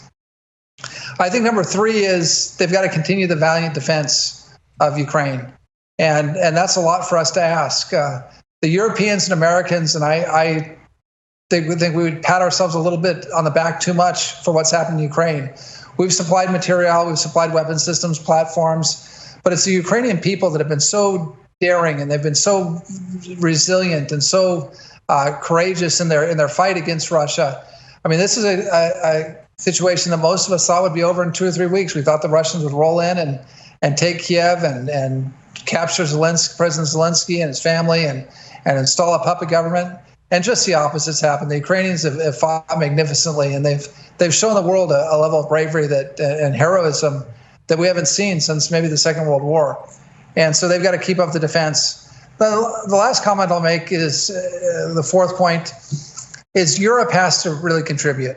And that's not something that's totally in Ukraine's control. But Americans can't care more about a war in Europe than the Europeans care about a war in Europe. And Ukraine has some wonderful allies in Poland and the Czech Republic and Slovakia and the UK. France has been stalwart. The Germans always seem to do the right thing, but it's after a lot of kicking and screaming to get there.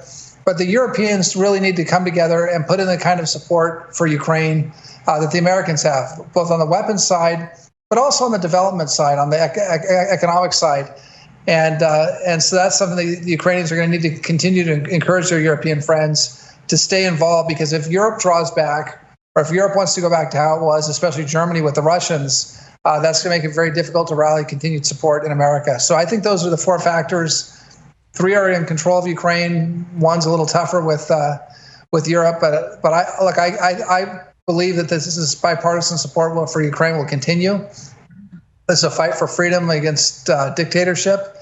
We saw what happened when people didn't want to get involved in a faraway place with a dispute we knew little about back in 1938, and we realized that appeasement can't sate a dictator. Putin won't be sated by Ukraine. It'll be Moldova next. It'll be the Baltics. It'll be Poland.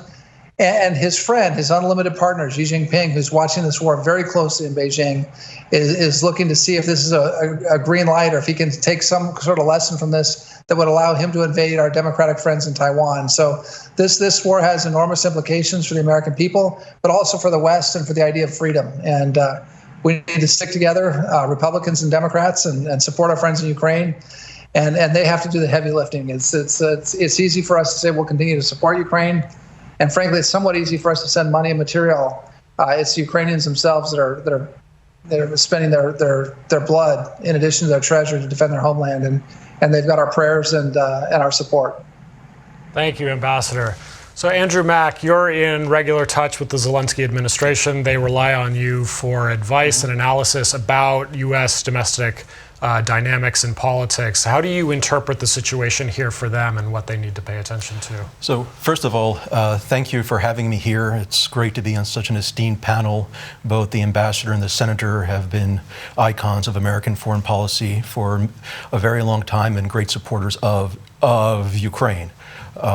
So, in terms of how I try to interpret this, right, for the Zelensky administration, I think from my perspective, the bipartisan support has been much stronger than I anticipated.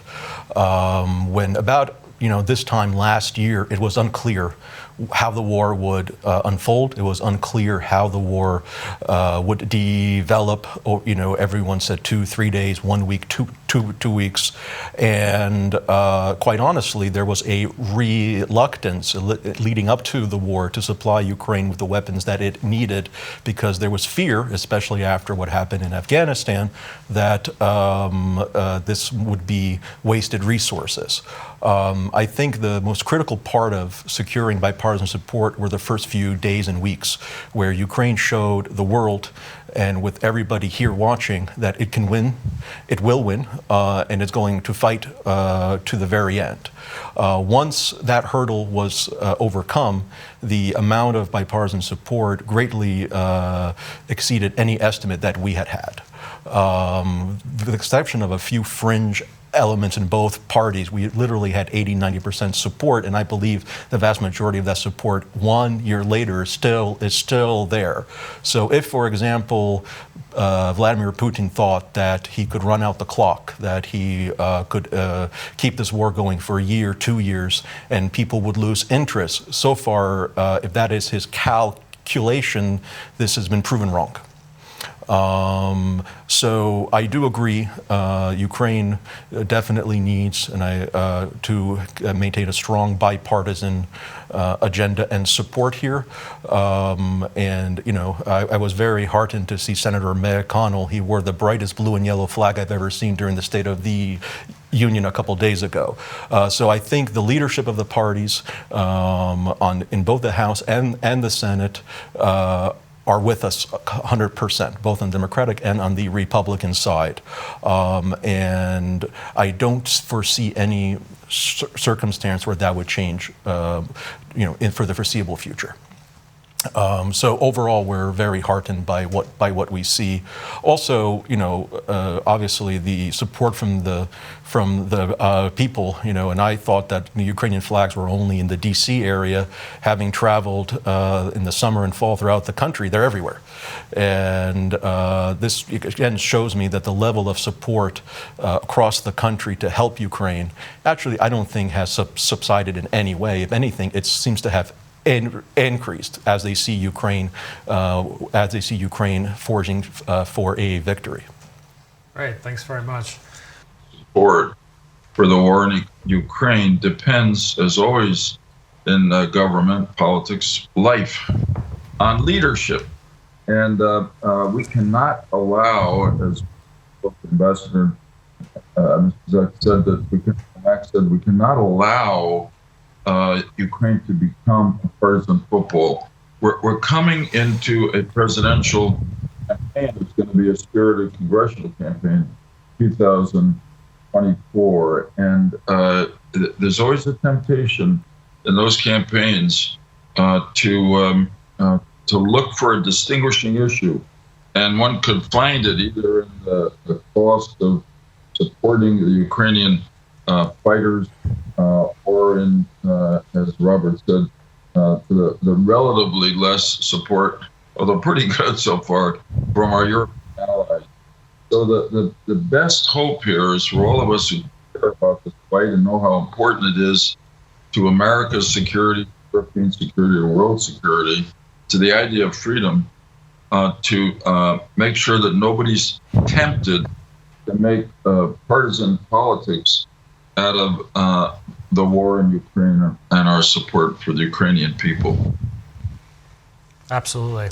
Well, we have with us here one of the great experts in the country on the inner workings of the U.S. Congress and one of the great experts on the inner workings of the executive branch and the White House in particular. So a question about process. So we've seen a pattern over the course of the last year where the Ukrainians make requests for certain weapon systems from the Americans and from the Europeans that we begin by in some ways declining kind of on principle, and then over time we incrementally or gradually grant the request, presumably in order to avoid the impression of rapid escalation with Russia. We saw this in the past with HIMARS, most recently with tanks. Now the issues seem to be either fighter jets or maybe ATACMS. So the question is, what are the Ukrainians asking for now? Why isn't the U.S. providing them? And in your view, should we be providing them? Or is the administration and Congress together doing a good job of, balancing our obligations to the Ukrainians with our obligations to avoiding the impression of a direct NATO-Russia confrontation? Ambassador O'Brien, let's start with you. Well, thanks, Jeremy. It's a great question. We saw this emerge early on. The most prominent example were the MiGs, that Poland wanted to give MiGs to Ukraine. The Ukrainian pilots are trained to fly them. I thought we should have gotten that deal done, but I thought we should have gotten it done quietly. I kind of jokingly said if Gina Haspel was still the director of the CIA, she would have sold the planes to Ukraine through a Russian broker, so Putin would have gotten his 10%. The Ukrainians would have gotten their planes and everyone would have been happy. But look, I think there's too much of this that's going on in public, whether it's the German Leopards or ATACMS from the U.S. or what kind of fighter planes we're going to give the Ukrainians. I believe in a situation like this, and it is a fraught situation. We need to avoid an escalation where we're dealing with a nuclear power. Russia's not doing too well on the conventional battlefield, but they've got 1,250 strategic nuclear weapons pointed at the United States. And they've got another 2,500 nuclear weapons, tactical nuclear weapons that can be used in Europe. And so we do have to avoid escalation. But I think both sides would be better off. I think Ukraine would be better off in the West, Western Europe, and the United States would be better off if these conversations could take place quietly and if the weapon systems could be delivered quietly. If we thought that by announcing that a certain system or platform was going to Ukraine, that would allow, that would spur a peace talk or a ceasefire or would have some impact tactically or strategically, that might be a reason to announce it. But I think otherwise, we're better off getting the Ukrainians the equipment they need, figuring out how to get them the jets they need, how to get them the longer range artillery that they require, the long range fires. But I would do it quietly, and I do it with the Europeans a little more quietly than it's been done before. I think we've given the Russians too much say in what the red lines may or may not be. I think we've set some red lines for ourselves that may not have been necessary. And I just think normally in a very complex, dangerous situation like this one, we need to get the Ukrainians everything they need to win. But I think we can do it with a lot less fanfare, so to speak. Senator Lieberman, let's go to you, and in particular, the congressional viewpoint on this. What role is Congress playing in this, or should it be playing? Right. Well, again, it's a very partisan time, and there's division on almost any issue. There's less division on this one. Every now and then, there's been a voice that says, why are we giving the Ukrainians so much? But I think generally, there's a feeling we've got to give the Ukrainians what they say they need or we agree they need and do it as soon as possible. I think this pattern that you've described and that Robert has commented on wisely of responding to every request from the Ukrainians saying no and then eventually saying yes gets us nothing. If in fact this delay on our side and the European side is somehow calculated not to upset Putin or to lead him to believe that this is a conflict between NATO and Putin, Russia, it's too late for that. This is a conflict between NATO and Russia. Ukraine is not a member of NATO, unfortunately, but obviously the NATO countries, including members of NATO close by, like Poland and the Baltic states, are sincerely, and I think accurately, realistically, worried that if we and NATO sat back and allowed Russia to run over Ukraine, that they wouldn't stop there. Putin wouldn't stop there. He'd be out of the Baltics, onto Poland. So what I'm saying is NATO is in a war with Putin's Russia in every way but the presence of NATO personnel on the ground in Ukraine, because the Ukrainian fighters are perfectly able to carry that fight, but they need advanced weaponry to meet the savage attacks of the Russians. And therefore, I don't understand why we've delayed. I think we should give them every weapon system they say they need, that our military agrees they need to prevail, and that we can afford to send them. And the sooner, the better, because we're in this fight. And if, God forbid, Russia seems to prevail in the end, it will not just be a victory for Russia. It will be a defeat for the people of Ukraine. It will be an historic and terrible defeat for NATO, including particularly the United States of America, and will compromise our freedom going forward, including as we look to the east and the rising threat from China. We got to win this one. I mean, in the spirit of bipartisanship that we've invoked here already a few times, I want to quote President Reagan, who, when during the Cold War, he was asked by somebody in the media, "How is this going to end, Mr. President?" And he gave us a wonderfully Reagan-esque answer. "I will tell you how the Cold War will end. We win, they lose." And however this ends, it's got to be seen by everybody in the world that the Ukrainians won and the Russians lost. Thank you. Andrew, so what's your sense of what the Ukrainians are asking for now from the Americans that we're either being slow to provide or saying we're not going to provide? And also, what's your sense of what will it take to get there? Right. Well, first of all, let me just say that I don't think the American people are doing this for a tie or, some kind of stalemate Minsk III type of arrangement, which is what some of the, more skeptical people are suggesting should happen now or very soon. So I definitely think if we're investing so much money, resources, capital, being the United States and the collective West, we want to win. We don't want to just, give Putin only 10% of the country as opposed to 30% of the country. That's not a victory, right? In terms of the weapons supply, I mean, it's very frustrating, both from the inside and looking, from the outside. There's all these jokes, right? When, the Europeans or, the administration say, never will we give a tank. That means if they say it Monday, that means by Friday there'll be anonymous reports that tanks will be given on the next Monday, right? And this has turned into a joke because if you look at the last year of all the requests the Ukrainians have made, and to be honest, the Ukrainians have made those requests well before the war even started, right? The requests for Patriots, for tanks, for planes. This is not new. This goes back to 2014, and when the president took office in Kyiv, he immediately started by pressing on those requests here. So I think, from the Ukrainian perspective, there's just a kind of confusion as to, okay, why do you think a Patriot missile is escalatory in April of 22, but not in January of 23?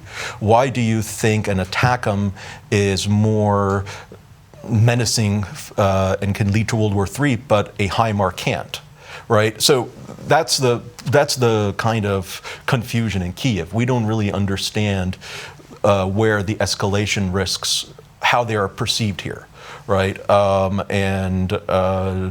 if we start playing the nuclear blackmail game, right? I mean, Putin has threatened the Ukrainian leaders as well with nuclear war, and the Russians, if you look at from when this war started, actually days before it started, I think virtually every threat that they have made hasn't happened, right?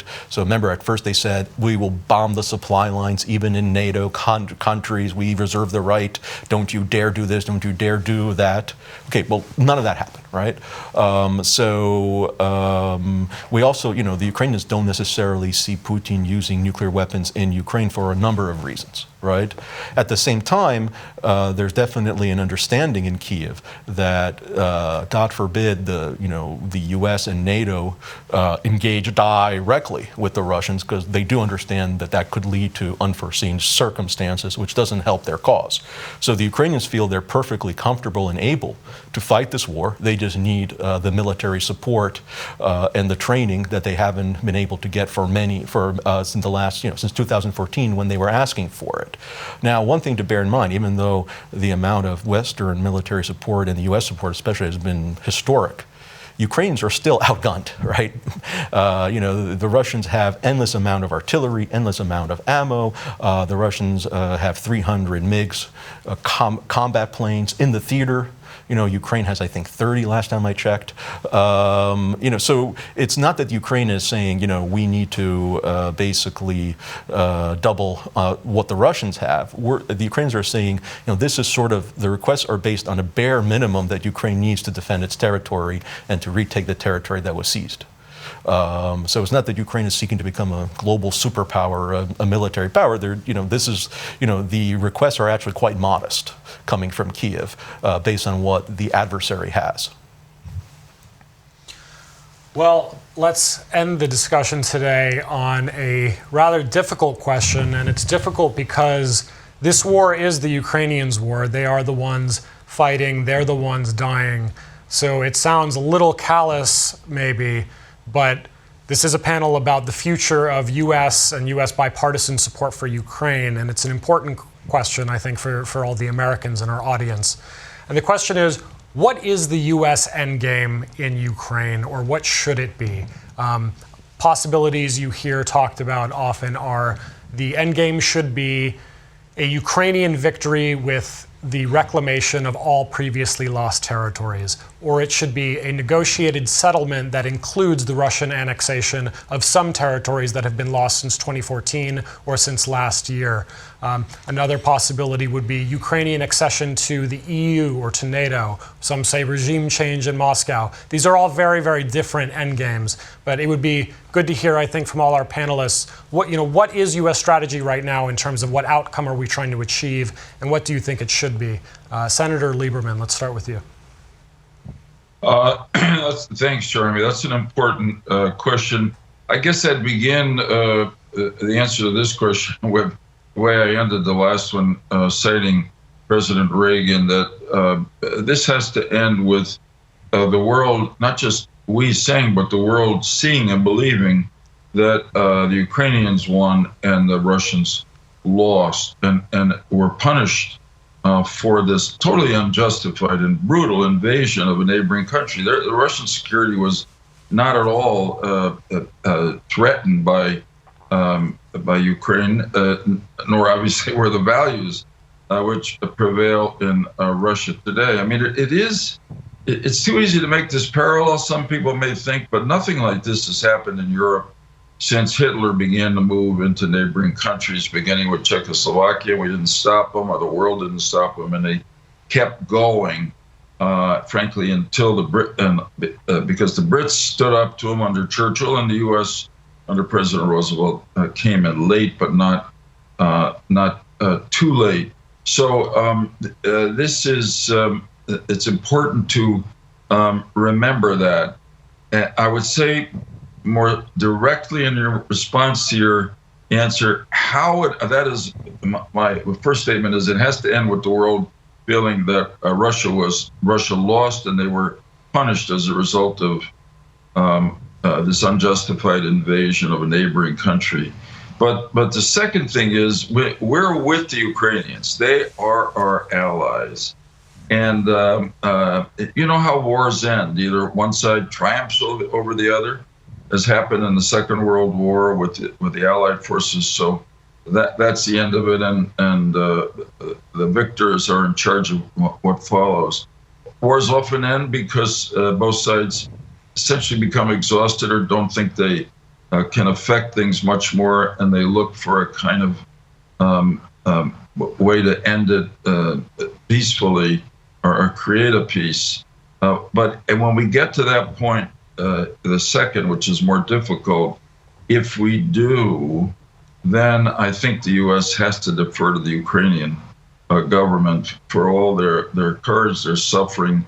We can't impose something on the Ukrainians. They have to believe in the end that the end of this is a victory for them and guarantees their own independence, their own freedom, and the return of some of the land, or hopefully all the land that Putin has accepted. There are other items that will be on the table, including membership in NATO, membership in the EU. I think both of those would be justified for Ukraine. But this is all down the road. Right now, we have to stand with the Ukrainians so Putin can't bully his way over them and their courageous fighters. This is really important to our future security. It is really the greatest challenge to our security since the Second World War, in my opinion, even though I know the Cold War was always fraught with the possibilities of nuclear war. And we've had a lot of other wars in which we've been involved, Korea, Vietnam, etc. But the consequences of this at a time of instability in the world with countries like China and Iran, looking at how strong the U.S. and NATO will be, how faithful we will be to our allies, how loyal we will be to the cause of freedom, really will affect the security of the U.S., American people, and the world for generations to come. And to make it personal for everybody, that means our children and our grandchildren. So Ukraine has to win, and they have to win in a way that they accept, not that anybody, including the U.S. or NATO, impose on them. Thank you very much. Ambassador O'Brien, what is the U.S. endgame in Ukraine, or what do you believe it should be? Well, listen, after hearing that eloquent statement from Senator Lieberman, I find myself in agreement with him. Look, we have the idea that one country can conquer its neighbor and obtain good title to that territory hasn't been part of international law since at least the end of the First World War. That a stronger or bigger neighbor could just take over the smaller neighbor and incorporate it into its country or empire, and that would be viewed as good title, to use a legal term if you're a real estate lawyer. That just hasn't been a thing. When Hitler did it in Czechoslovakia, it was a breach. When Mussolini tried to do it in Ethiopia, it was a breach of international norms. Now, the League of Nations wasn't strong enough to stop them, but if we go back to a time when a larger country can conquer its smaller neighbor, we're going to have the world is going to be a very dangerous and a very unstable place. And you're going to have the regimes that Joe talked about, Iran looking to expand. It already is using proxies, but it's going to discard the proxies and just invade its neighbors itself. Xi Jinping is already talking about invading Taiwan using the same excuses, historical rights that Putin has used for Ukraine. So we can't go back to that kind of a system. Number two, Ukraine has to decide what it's going to do. It's not for the American people to decide and for the American government to decide what Ukraine's going to do to end this war. We have to support the Ukrainians, and whatever, there may come a time that they decide to cede some territory, to not cede territory, to fight on. We need to support the Ukrainians. I think this is ultimately up to them. As far as some of the things that we can do to protect Ukraine long-term in the event of a peace, or even if peace isn't reached anytime soon, I think EU membership for Ukraine is something that needs to happen immediately. It's an economic arrangement. It's a key to European solidarity. And I think the Europeans, we haven't asked much of the Europeans, either in the Cold War or in the war on terror and in this war. The U.S. has bore the burden, obviously in this case with the Ukrainians who are doing the fighting. The Europeans need to step up, and this idea that it'll take some 5 to 10 years to get Ukraine in the EU, that's just not acceptable. Ukraine should be made a part of the EU soon. That would show strength, it would show the determination of the Russians, and would show the Russians that they're not going to have an easy, quick victory. As far as NATO goes, it's a little more complicated with NATO than EU membership, because NATO is a military alliance. And NATO has Article 5, which is sacrosanct, so that if one member country is attacked, then all the countries consider themselves to be attacked and will come to the aid of the country that's in danger. Here we have an ongoing war, and we have an ongoing war with the nuclear power. So I think NATO should do everything it can, as it has been, to support the Ukrainian people, to support the Ukrainian war fighters, and Joe talked about this and Andy talked about it. You know, Ukraine's not asking for us to impose a no-fly zone. They're asking for the planes so their pilots can impose their own no-fly zone over their own sovereign territory. They're not asking for American troops, unlike other countries, to come patrol the border with Russia. They're just asking for the tools to do it. And so we need to be there for them. And so I think NATO membership is a little more distant. I think what the Ukrainian government can do is, this is a big ask of them, because they're in the middle of a war for their very survival.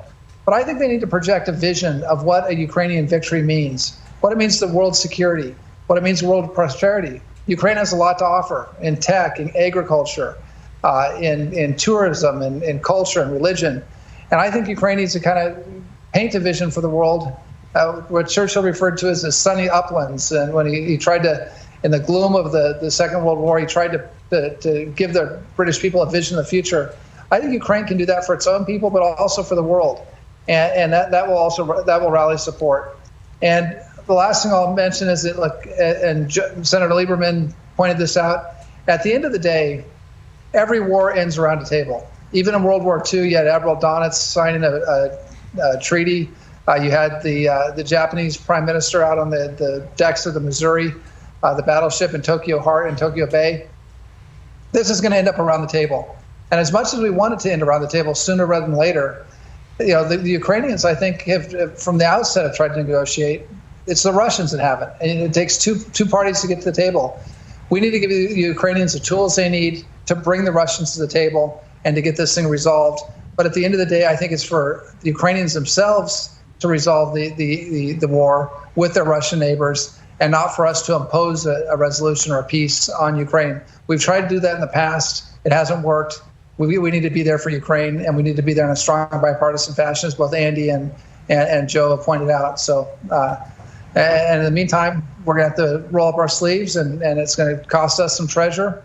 But we're going to have to do what we need with our defense industrial base to produce the equipment we need for our own troops, but also for the Ukrainians and others. All right, Andrew Mack, we'll close with you. So over the course of the war, we have heard from the French government, messaging about how there needs to be a role for Russia in the future security of Europe. I think there's a strong impression that a lot of people have gleaned from the German government for a negotiated settlement immediately and for the fighting to stop. Also been some messaging from the American government about we need to not be too belligerent, we need to be open to peace. How are all these kinds of things received in Kyiv? Look, just some facts, right? First, Russia is 28 times the size of Ukraine, 28 times, right?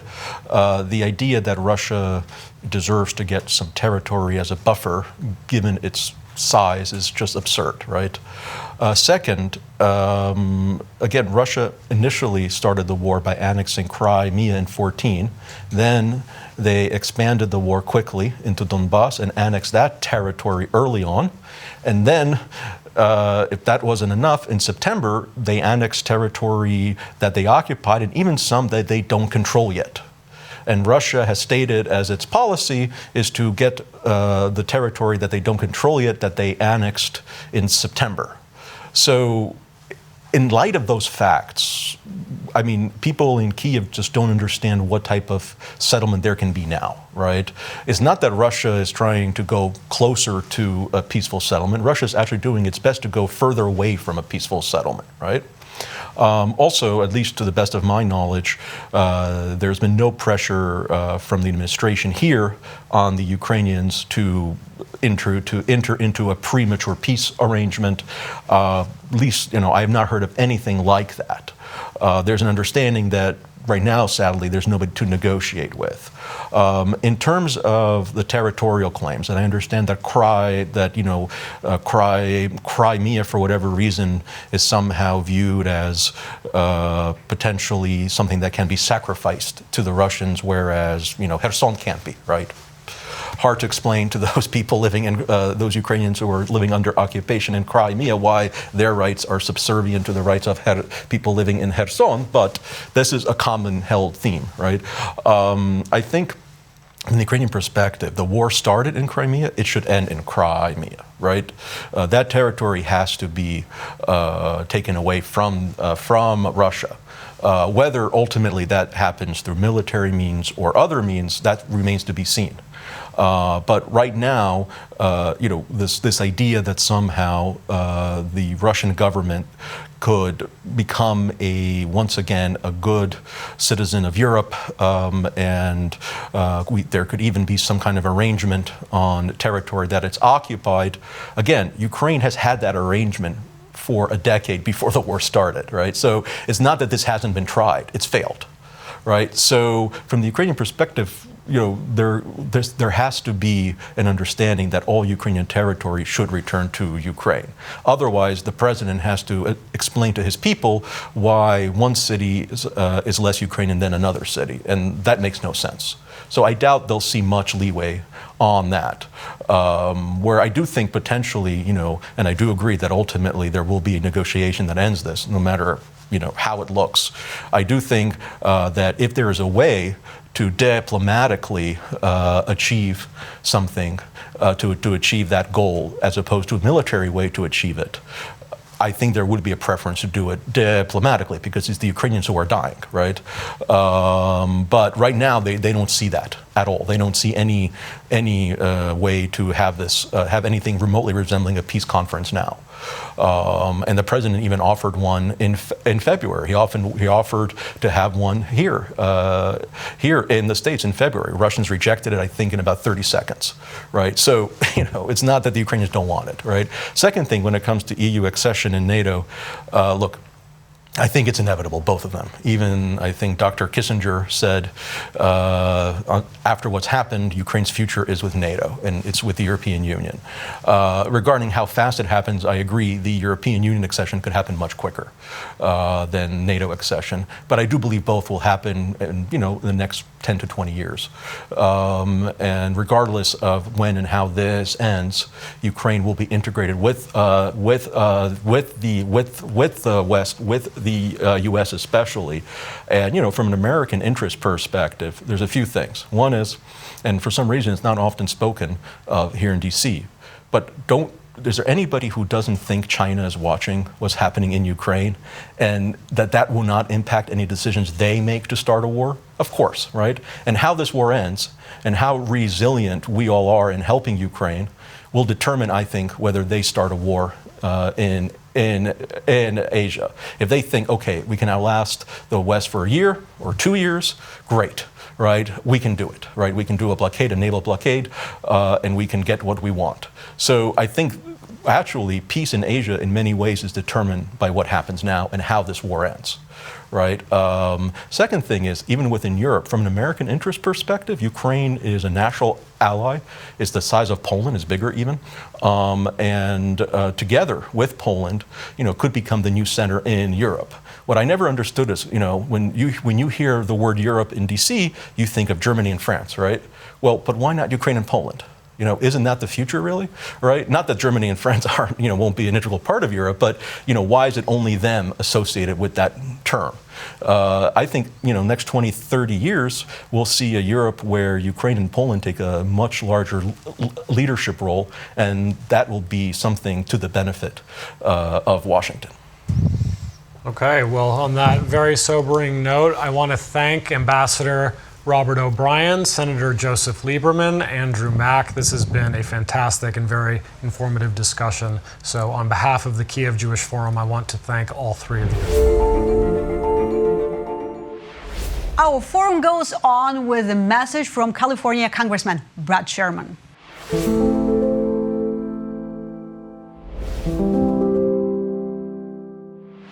Hello, I'm Congressman Brad Sherman from California's best named city, Sherman Oaks. Thank you for inviting me to this important event during this difficult time for our friends in Ukraine, who continue to inspire the world with their bravery and courage as they fight for their independence. I've been a strong supporter of Ukraine's Jewish community and the needs of Jewish Ukrainian refugees, who I've fought for through my continued work in efforts to reauthorize the Lautenberg Amendment. And as the second most senior Democrat on the House Foreign Affairs Committee and a longtime member of the Ukraine caucus, I fought over the last decade to provide Ukraine with the defensive weapon it needs to protect itself. For years, and really right up until the invasion, those of us pressing to provide Ukraine with defensive weapons faced a lot of opposition. First, from those who thought we should provide only non-lethal defense articles, and then from President Trump's policies that temporarily blocked aid to Ukraine. Finally, under President Biden, we redoubled our military assistance to Ukraine and, to date, have provided more aid than all other countries combined, a total of $30 billion in security assistance to Ukraine since January 2021, providing Ukraine with such defensive resources as it needs, from anti-aircraft Stingers to anti-armor Javelins. We have helped the courageous Ukrainian people continue to defend their country against brutal Russian invasion.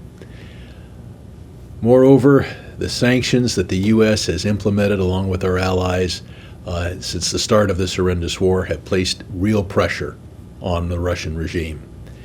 As a senior member of the House Committee on Financial Services, I played an active role in the implementation of such sanctions, namely the Russia and Belarus Financial Sanctions Act, which I authored and passed through the House. America must do more aid, more sanctions, until Putin withdraws. The support provided by the United States and our allies is not only for Ukraine, it is for democracy as a concept and for a rules-based international order, which we cannot allow Putin to undermine. As I close, I want to say to all our Ukrainian brothers and sisters who are watching, we will stay committed to your cause, to upholding Ukraine's territorial integrity and supporting your sovereignty for as long as it takes. Thank you. I'm Congressman Brad Sherman. General Stanley McChrystal served as commander of U.S. and NATO forces in Iraq and Afghanistan. He is a true military leader turned inspirational speaker and author. And today he will speak to Tablet's Jeremy Stern about the military situation in Ukraine.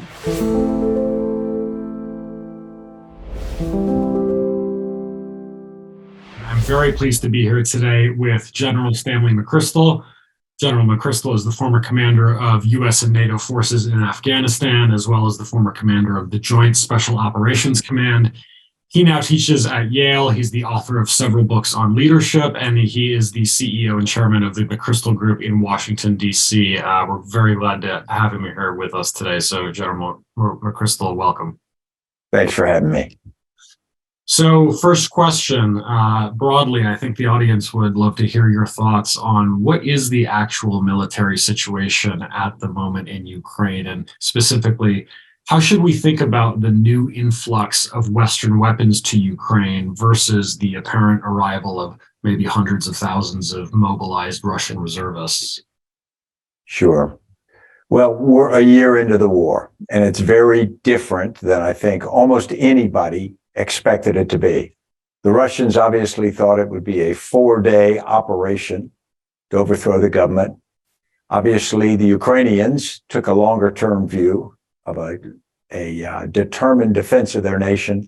And I think the West wasn't sure. I think there were a lot of people in the West who were prepared for a quick Russian victory. And now that has evolved, and it's turned into a grinding war. It's compared often to the First World War, to to trench lines that don't move very much, a very artillery-centric battle. There have, for sure, been some big movements on the battlefield, but particularly over the last few months, those are smaller in terms of geography than before. And so now what it seems is we are entering the next phase of the war. And I don't think we have much more clarity on the next phase than we did the last phase, to be sure. You mentioned that there are additional Russian forces coming in, and that's for sure. And there's the ability really for Russia, if we think back and compare it maybe to the Second World War, where they lost 20 million people killed, then suddenly, mathematically, the ability to put a lot more people in and to suffer huge casualties is something we have to admit is a reality. So as more Russian forces come in, even if they are not as well trained or as well led as they would like them to be, they are a factor in the fight, and they can make this thing last for a long time. On the Ukrainian side, there has been some deft military leadership, impressive. There's also been the influx of technology you mentioned that some is familiar. There are tanks on the way, there are missiles that have been provided, but there's also been new technology which has been leveraged more than ever before. Unmanned aerial vehicles, drones, precision weapons, which changed the nature of the war somewhat. As we say, from what I see, the largest killer on the battlefield are still dumb artillery rounds we call non-smart or lower tech 155 artillery rounds. And so there are new parts of this and there are old aspects as well.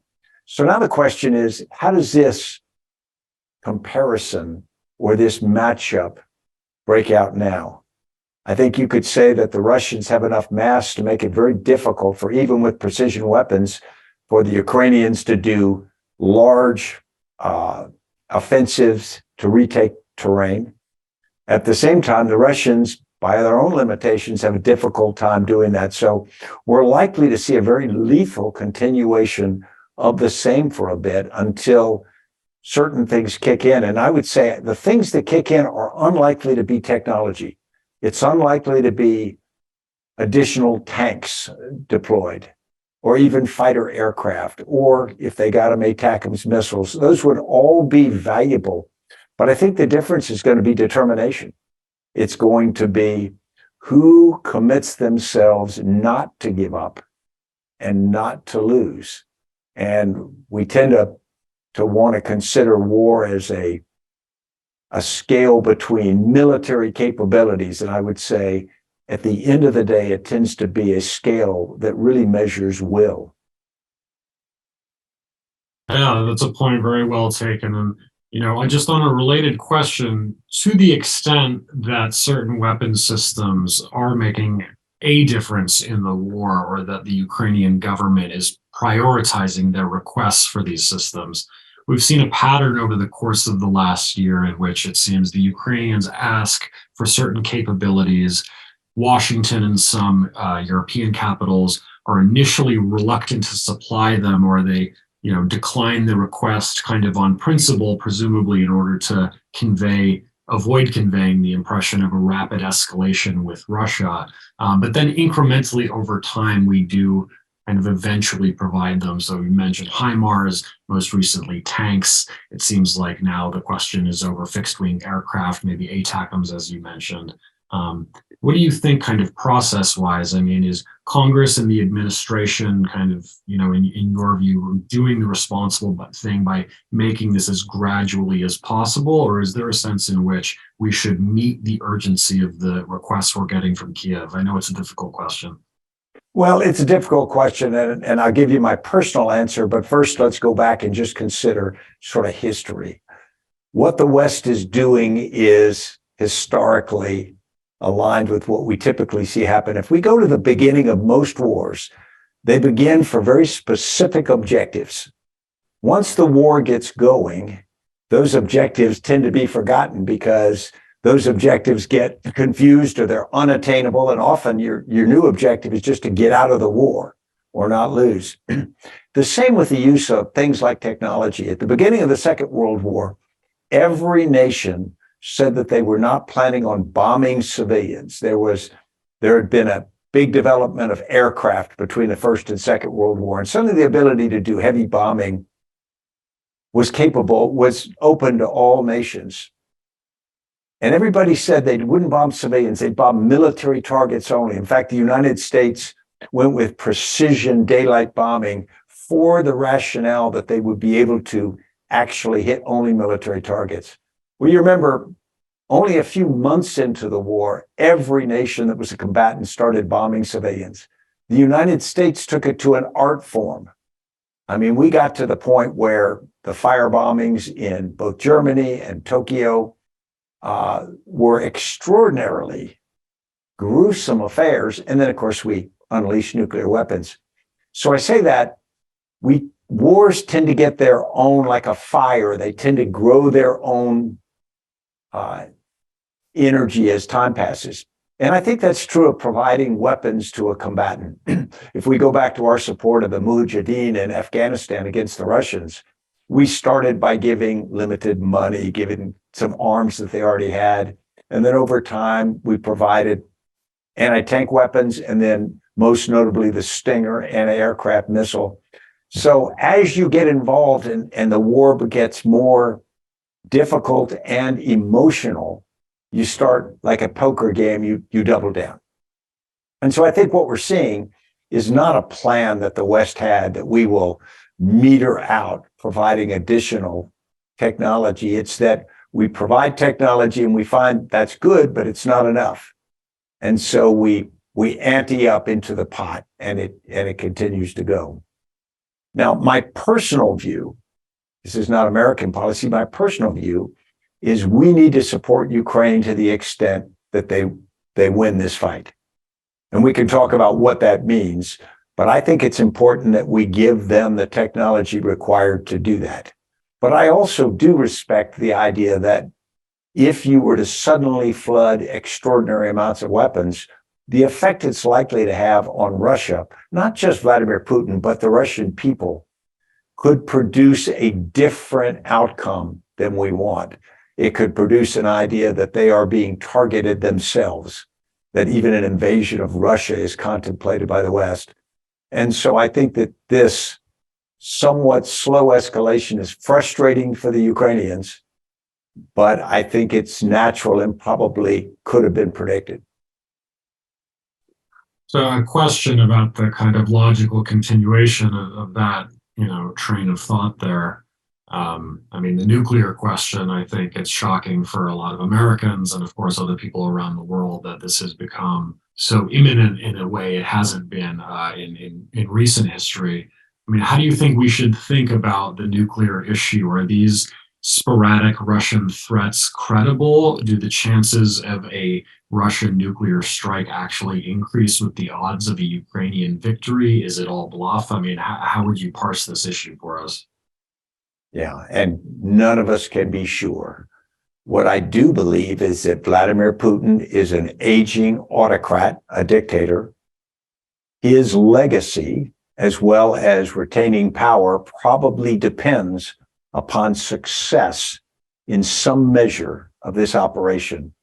So if he looks like he's about to be completely unsuccessful, have a military catastrophe, have a complete defeat, then I think if you try to get in the mind of a person like that, I think that you can't be confident that he would not deploy nuclear weapons. Now, I think those nuclear weapons would likely be tactical nuclear weapons. They would likely be to create the mindset in the Western Europeans that we have crossed a divide and that now ground war in Western Europe is possible, which is, of course, terrifying to Western Europe. But I think he would like to create that doubt on the part of people supporting Ukraine with that. Now, we say that nuclear weapons are unthinkable, and when we think of strategic nuclear weapons, the destruction of the planet, they certainly are. But I'm not sure that the idea of tactical nuclear weapons on the part of many people is unthinkable at all. I think that there is the idea that it could be shocking on the battlefield inside the actual battlefield itself, inside Ukraine. It would shock the Ukrainians. Obviously, it would terrify many of the countries supporting Ukraine. And then some who aren't supporting but are on the fence would suddenly be very, very interested in trying to get a quick end to the fight. So I do think we can't take that off. We can't ignore that being a reality. I can't put a percentage of likelihood on it, but I think it'd be unrealistic to say that it couldn't happen. Well, on that sobering note, let's close with a couple of questions about the United States. And again, being clear, you're speaking in your own personal capacity, not on behalf of anybody in the U.S. government. But in your opinion, what end result is the U.S. trying to achieve in Ukraine? Or maybe what do you think we should be trying to achieve? Is it a clear Ukrainian victory, including the reclamation of all previously lost territories? Is it a negotiated settlement that might have to include the permanent loss of some Ukrainian territory? Is it guarantees of accession or non-accession to NATO or the EU? Is it regime change in Moscow? I mean, lots of possibilities you hear being discussed. What's your view? Yeah, those are, of course, a spectrum that it's hard to say where it'll end up, but I'll give you my opinion on where it should. I think first and foremost, we go back to what George W. Bush said after the Iraqi invasion of Kuwait and the conquest of Kuwait in 1990. He said, "This shall not stand." I think it is important that the first message that we send is Ukraine, a sovereign nation with a desire to be a sovereign nation, has that right. And if we, the United States, and the West more broadly, are not willing to protect a nation that both has that right to survive under that sense, but also has demonstrated the will to go to the fight for that, I think then we would weaken ourselves as well as we'd let down another nation. We'd send a message around the world, both to nations under threat, but also to autocratic leadership of countries that threaten them, that this is a possibility. And I think that's sort of foundational to the ideas behind the United Nations and NATO and all of connections between nations. So I think first and foremost, Ukraine must survive. I think second, in a more personal sense, I think Russia must fail in this. Now you say, well, both have to happen. In reality, well, I think that a complete Russian failure with the toppling of the Putin regime could be one aim. I think maybe more subtly, we could just create a situation where it is clear that this effort by Vladimir Putin failed. It was a bad idea and it failed in execution and in outcome. Now we come back and we say, all right, what about the currently occupied regions, particularly Crimea? I divide them into two parts, and I'm not an expert on the region like as much as some people are. I think that part of Ukraine, the Donbass particularly, I think that's Ukrainian. I know that there's a number of people that a good percentage of the population with Russian ties, Russian background, and Russian language in that part. But I think that terrain was seized, and I think Ukraine has every right to that. When you talk Crimea, on an emotional sense, I believe that Ukraine has a right to retain Crimea. But I don't think that inside Russia, the Russian population views the Donbass and Crimea in quite the same way. I think there is an identification of Crimea more with traditional Russia. So when you get into that, I'd leave it to the diplomats, because you start to enter a point where we might get a peace that is like the end of the First World War. It guarantees another war. And I don't think that's in anybody's interest. So I would say that broadly, Ukraine deserves its sovereignty, but I do think we need to figure out whatever peace is right for stability going forward, so we don't see this kind of thing again. Okay, well, final question about America. So for a while last year, almost all of last year, it seemed like Ukraine was one of the maybe few durable bipartisan issues in America. And I think to a large extent that's still true. But in early 2023, we do hear some talk of Ukraine fatigue, and we hear this in Europe as well. And in America particularly, maybe support for Ukraine becoming kind of a political football in U.S. electoral politics on both sides of the aisle. I mean, what do you see as the major factors determining continued bipartisan U.S. support for Ukraine over the next 1 to 2 years? And if you're willing to speak on any parallels or lessons you might offer from your own experiences in this area in Iraq and Afghanistan, I'm sure our viewers would love to hear about it. Sure. I think first and foremost, after the fight in Mogadishu in 1993, when America lost 18 service members in a difficult firefight, and we pulled out of Mogadishu. There was a conclusion by many people that America couldn't stand casualties, and therefore anytime we got in a war, if we took casualties, then we would pull out. I think that proved not to be true. I think it proved that in Iraq and Afghanistan, we were willing to assume casualties and invest. What we're not good at is staying committed to something that we don't see progress in. We like to see very clear, measurable progress with a beginning, a middle, and an end, and that end can't be too far away. And so I think America's national nature makes our ability to stay focused for something that is a long, enduring requirement, like Afghanistan proved to be, is problematic.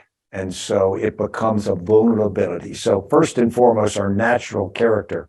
We need to see constant reinforcement of how important that is to us, which we couldn't see in Afghanistan or Iraq. And so national support for both efforts started to erode pretty quickly. And so I think we need to figure that out. And so what I think we have to do is make that case to the American people. You know, we need to make the case like when we had troops in Japan and Germany after World War II. There was a case made for why that was important, and it was constantly revalidated. The other side of that actually exacerbates this problem is that there is a political dynamic in the United States, which means that the opposition wants to oppose anything that the governing party is doing. And so even if it doesn't make sense from a standpoint of global political policy for the US, it becomes a leverage point. And I think that that's dangerous too. I'm always believed that American politics ought to stop at the water's edge, our national borders, but they don't now. And so the reality is, I think the danger is Ukraine becomes a political football that's totally divorced from the pros and cons or the interests of the United States with regard to that issue. It just becomes something that can be used politically. And I think that that is dangerous. And I think that our leadership, this is a point where we ought to hold our leaders accountable on both sides, saying you can argue about a lot of things. Don't argue when we're putting America's political interests around the world and the interests of our allies, like Ukraine, at risk. Okay, well, on behalf of everyone at the Kyiv Jewish Forum, I want to thank General Stanley McChrystal for joining us. It's been a real pleasure talking to you today, so thank you very much. My honor, Jeremy. Thank you. Marcy Kaptur is a congresswoman from the state of Ohio. She is also the longest-serving congresswoman in the U.S. history and a co-chair of the Congressional Ukrainian Caucus, a bipartisan alliance that has been active on behalf of Ukraine for more than half a century. Today, U.S. bipartisan support for Ukraine is as relevant as ever. Our warmest welcome to Ms. Kaptur.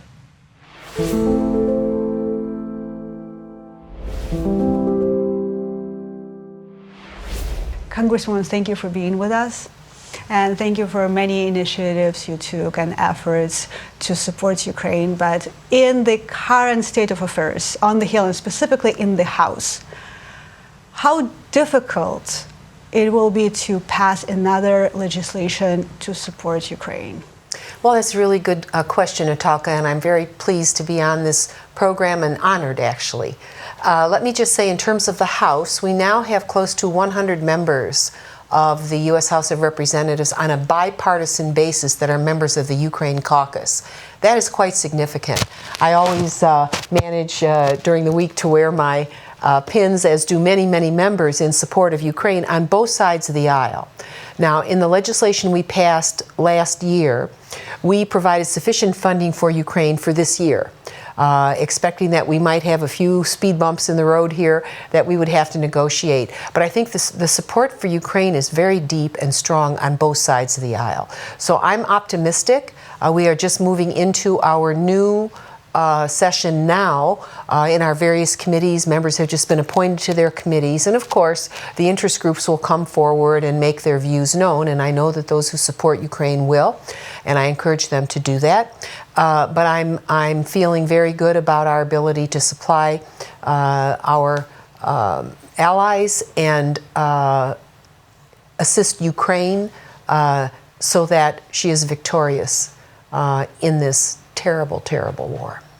Congresswoman, Ukraine and its government and its people many times said how grateful they are, especially to the American government for all their efforts and their help and aid packages. However, we all know that war is quite expensive business, and to run it for Ukraine costs a lot of money. It's around $6 billion monthly to pay the bills, to run the economy, to pay military, to buy supplies and munitions. So when we think of this $45 billion last package passed inside of the National Defense Authorization Act, this money will partly go to Ukraine, partly go to support European allies, Americans, to buy those supplies and to support all those people who are here in the United States, fled the country because of the war. So how likely the financial aid would be an obstacle here? Well, we are moving into Congress where we have divided government. The House is controlled by the Republican Party marginally, and the Senate by the Democratic Party marginally. So I would just say that our country has our responsibilities to our NATO allies, first of all, to uphold our security arrangements with them. We've been doing a great deal in order to protect the territory we are bound by law to protect and by treaty. The president of Ukraine was just in Britain. Really magnificent reception across the British Commonwealth and in Western Europe. So other nations, it isn't just the United States. There are other nations that understand that victory for Ukraine is essential because it is the new scrimmage line for liberty in Europe. And we know the history of Russia. We know Russia is an expansionist power and a predatory one. When she crossed over Ukraine's border, she violated every single tenet of international law, violating the territorial integrity and sovereignty of an independent country that had been independent for over 3 decades. So she's done something terribly wrong, and now the war has moved to a point where I believe Russia will be brought before international tribunals because of the terrorist nature of what she is doing, killing and raping civilians, women, killing children, trafficking in children, killing the elderly. What kind of behavior, demented behavior is that? And so she will continue to pay a price. You can see the sanctions are beginning to bite down now as time goes on Russia. And hopefully there'll be enough people in Russia to recognize that further plunder really isn't a help to Russia or to any other set of rational human beings that inhabit the planet. So I think that Congress will continue to support Ukraine's efforts as we have, as best we can through equipment and through supplies, and to try to heal those who are being injured. So because you touched on bringing Russia into the international court and held it accountable, do you have an understanding, especially with European allies, how exactly you're going to approach to this situation from the legal standpoint? I think what's happening now in Europe, and again, the United States doesn't act alone, but other countries are coming forward and suggesting the manner in which the hearings could be held. And I don't think Europe has reached agreement on that, but it's definitely a very high priority on the agenda of the European countries. It was interesting to me that this week, again, there was a call by Ukraine for membership in the European Union. And you're talking about a lot of countries. It isn't just one country. And so they have to reach agreement, but they're all focused on how to help Ukraine win and how to help her negotiate her membership in the European Union. These are all good signs.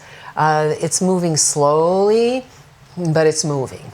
And Ukraine's people and her soldiers are just distinguishing themselves for the world to see.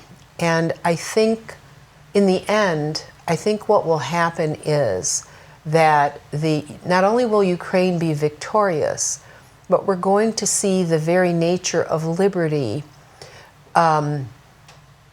enlightened by these terrible sacrifices that have been made, and that Central Europe is going to become much more pivotal in the world of politics internationally because of what she is winning. The respect of the public across borders, and also her sacrifice will bring liberty to millions of people that have never experienced it before. And that's really what Russia's afraid of. She's afraid to kind of grow up and to move into the 21st century. Her own people would benefit by it. The backwardness of life in Russia is really something to experience, which I have. And I find it pitiful for the people of Russia. So I think Ukraine is an idea. She's not just a nation, she's an idea that people that were formerly subjugated can now be free. And when that moment comes, and it will, the lives of millions of people will become bettered over time. So this battle is of consequence for the concept of liberty for those who have been repressed and subjugated for so long. Congresswoman, because you just touched on Russia, I will probably ask you something quite unconventional, because we often ask what would be the end game for Ukraine, and many voices would say Ukraine will win. Of course, but how do you think things will turn out for Russia? And more importantly, what would be the end game for current Russian regime? Well, I think that those who are well experienced and well traveled have to think about the next generation in Russia. If you look at social conditions in Russia, they're not good. And the sanctions are going to bear down hard, and they will continue to bear down hard. I think that there are rational people inside of Russia, and I think they have to be thinking hard about how to end this conflict. And and to come out with any kind of, I think they have lost respect around the world at such a level. I don't know how Russia recovers from this, if you want to know the truth. I think that for Ukraine,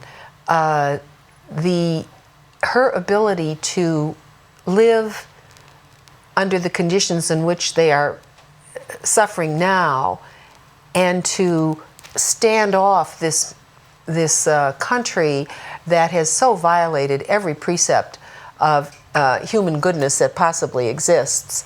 I think that Russia's losing every day. She's losing every day in world opinion. And a new generation has to rise in Russia too. And what was somewhat surprising to me, though not unexpected, the number of younger people leaving Russia, escaping, and they still are, not wanting to live under that regime. Surely there must be some people inside of Russia that see this.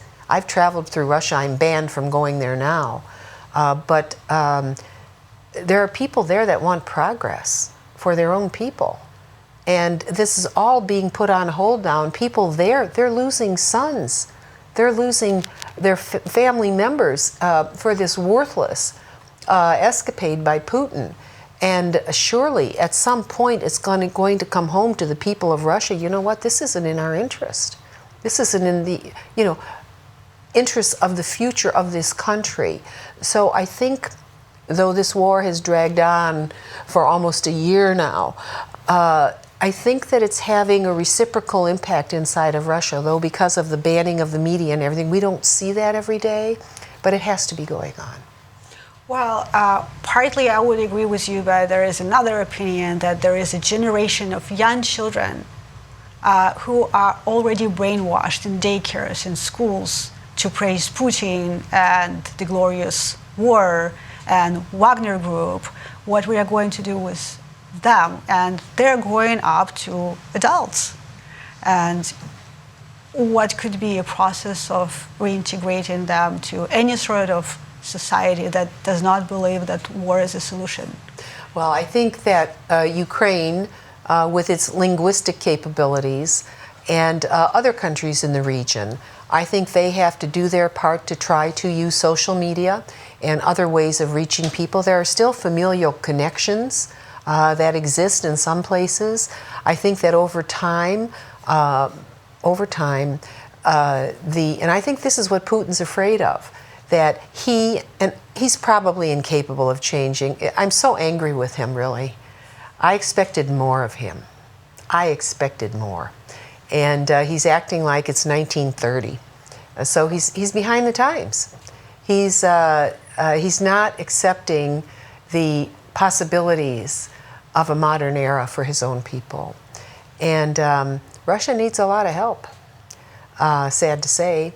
And I think that the media will come with it. I think a lot of the social media that exists now, there will be different ways of people communicating. It's going to take a while, but the first order of business is to win in Ukraine. And that will usher in a new era. And that will benefit many countries in the region, not just Ukraine. So you mentioned that Ukraine supposed to win, and this is a statement. And to help Ukraine win the war, a lot of countries all over the globe are coming with different sorts of aid. So just recently, the United Kingdom said that they're going to provide to Ukrainian pilots a special training program so they would be able to operate Western-made fighter jets. The United States had a similar program, but it was not included to NDA of 2023. How likely, because the United Kingdom already made this step, this program will be returned to the table? I think that in terms of the supply of weapons and so forth, I'll leave that to the military experts, what's needed when. But I do believe that it's important that several countries provide assistance to Ukraine. The United States is doing its part. We're part of a coalition of nations to protect all of Europe under NATO. And I want to congratulate the citizens of the United Kingdom for their help and for the training that will be provided there. They're great pilots, by the way.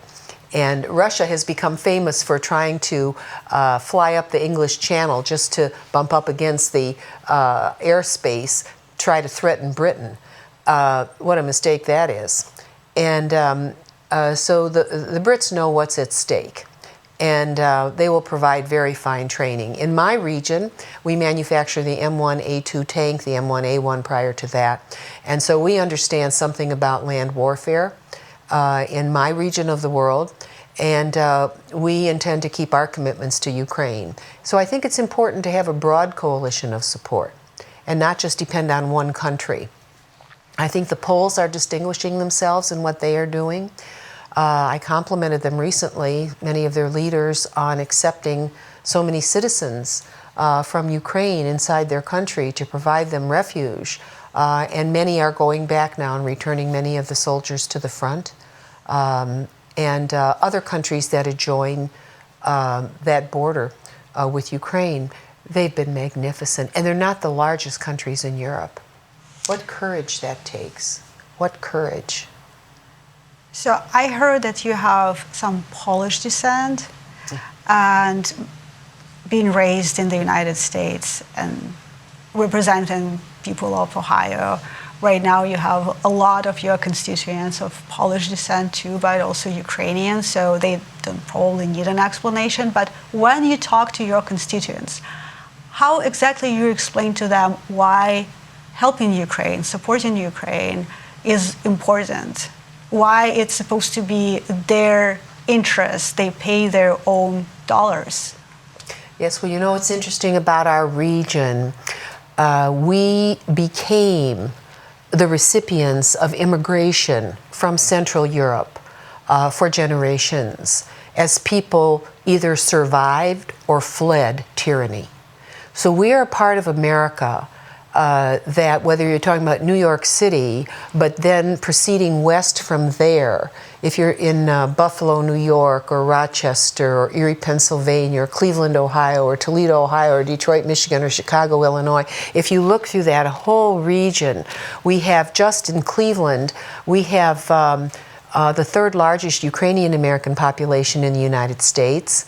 Philadelphia and Chicago have higher populations, but as a percent of our population, this is quite significant in our region. In terms of Polish Americans, my own heritage, though our mother's parents came from what is now Khmelnytsky Oblast inside of Ukraine because the borders changed, we have over 140,000 individuals of Polish heritage just in northern Ohio. That's a huge number.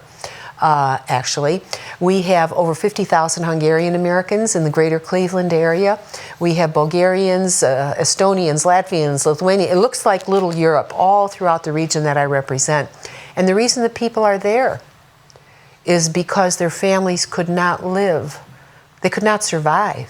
Each story is so compelling if you listen to these family stories. Some have written books. I'm actually working on a movie right now about one family that I've represented and what they endured, both in Europe and then when they came to the United States.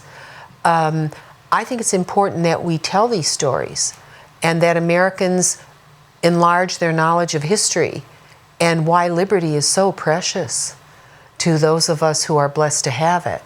And I think that this kind of enlightenment, Russia's war on Ukraine, helps educate the world about how the struggle for liberty remains ongoing in our world today. And so for my own constituents, I have represented some of the most brave and persevering human beings I have ever met. Congresswoman, your assistants are telling me that we are very close to let you go, so I have one last question to summarize. What do you think are the biggest accomplishments of the United States government in aiding Ukraine as we approach to this first year of a full-scale invasion of Ukraine from Russia, and what could be done better? Well, first of all, we have a whole new generation of young people in Ukraine who have been allowed to grow up in a country that had liberty for the first time. And I can see the difference in the way they walk, in the looks in their faces. They know there's a better way forward. They know. They've lived it. And so I see hope. I see hope in the eyes of people that I never saw hope before.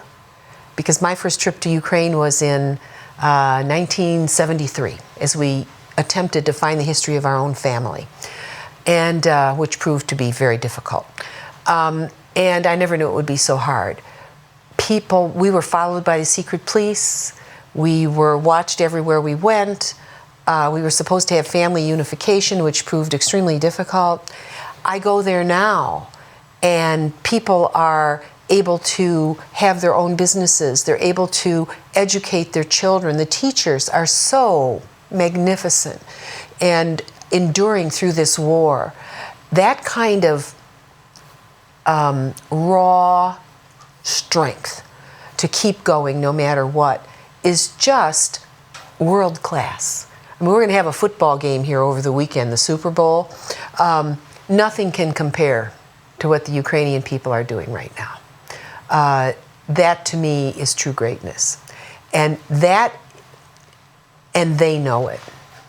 And they know it. And that commitment is going to win.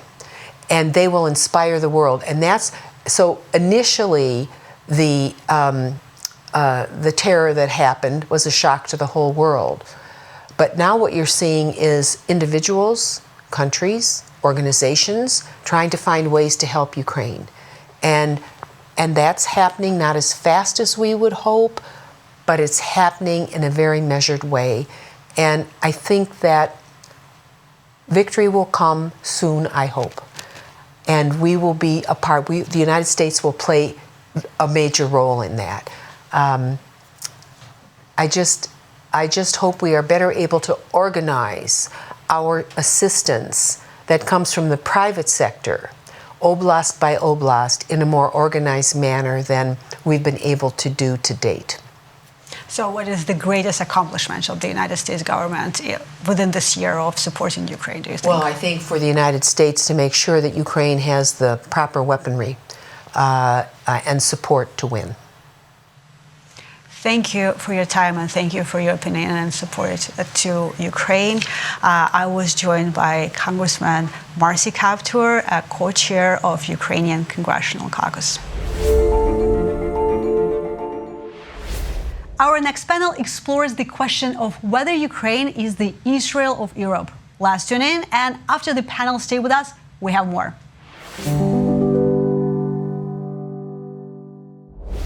I'm very pleased to be here today with Bernard-Henri Lévy, philosopher, public intellectual, author, and filmmaker. He joins us from Paris. Yosef Yaffa, publisher, editor of the German weekly Die Zeit, and distinguished fellow at the Hoover Institution at Stanford University.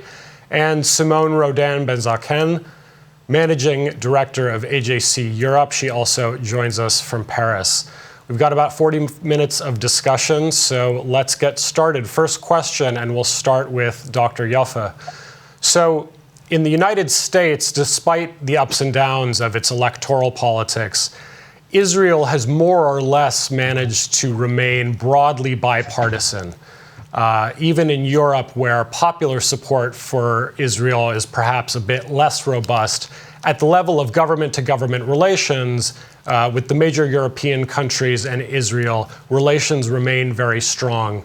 Now, Ukraine, for all of last year, remained a broadly bipartisan issue in America and seemed like one of the few durable bipartisan issues in America. In early 2023, that remains the case, but we are hearing talk of Ukraine fatigue or Ukraine becoming a kind of political football on both sides of the aisle. So, Dr. Yaffa, start us off. What do you see as the lessons or parallels in the Israeli experience for Ukraine? Well, let's start with the U.S. and Ukraine. I don't think it's become a football yet. I don't think it will. What we have is some noise on one part of the Republican Party, which wants to spend less on Ukraine, and then something like that on the far left of the Democratic Party. And by the way, that reflects the opinion in Europe too. It's the far left and the far right, but not the huge, vast center that wants to cut aid or deny it completely to Ukraine. So I think for the time being, we are okay here. I will add this. I'm really quite amazed that the Europeans came together. That was not initially the case. With the French and the Germans trying to mediate. So for the time being, we are okay. We are in good shape. And I don't think it's going to last unless that war lasts forever. And that we don't know. We know how wars start. We don't know how they end. Bernard, let's go to you. What parallels or lessons do you see in how Israel has managed to remain a more or less bipartisan issue in America? What can Ukraine learn from that experience? What can Ukraine learn is, first of all, that it is crucial to be bipartisan. What I expect is that Ukraine will keep being a bipartisan cause.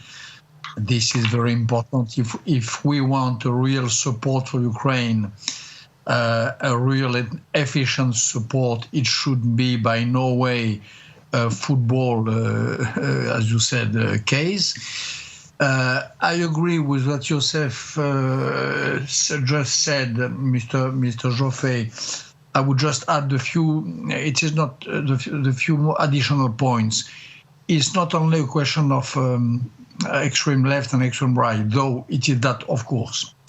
But those who are anti-Ukraine today in Europe, they sometimes belong to the mainstream, sometimes to the left and the right, because the question is the question of what we call in France sovereignism, which means the ideas that the affairs of a nation should be solved inside the borders of a nation or of an area. You have some people in France, in Germany, in Spain, who really believe that it is a matter of Russia and Ukraine, that it is an inter-etatic war. As you know, Clausewitz made the distinction between inter-etatic wars and absolute wars. Ukraine, Russia, is an absolute war, and it is right to be involved, all of us. Some don't agree. They still believe that it is an inter-etatic war limited to a certain area of influence. Number two, you have on the right and on the left people who take seriously the theory of the linguistic nationalism. This theory, which was formulated a long time ago by an Hungarian linguist, historian, Collins van Bibel, which is where you speak French is France, where you speak German is Germany, when you speak Russian is Russia. This was also the theory of the worst of Europe and of the Nazism, of course, in the 30s. It is the theory of Putin. Putin and the people around him believe that where you speak Russian is Russia. You have some people who take seriously in France this idea on the left and on the right, not only extreme. And last point, you have another dividing line, which is very simple, which is cowardness and courage. You have people who keep repeating, and again, sometimes in the center, why should we care about Donbass? As their grandfather said, why should we care about Danzig? You know, and those are just coward.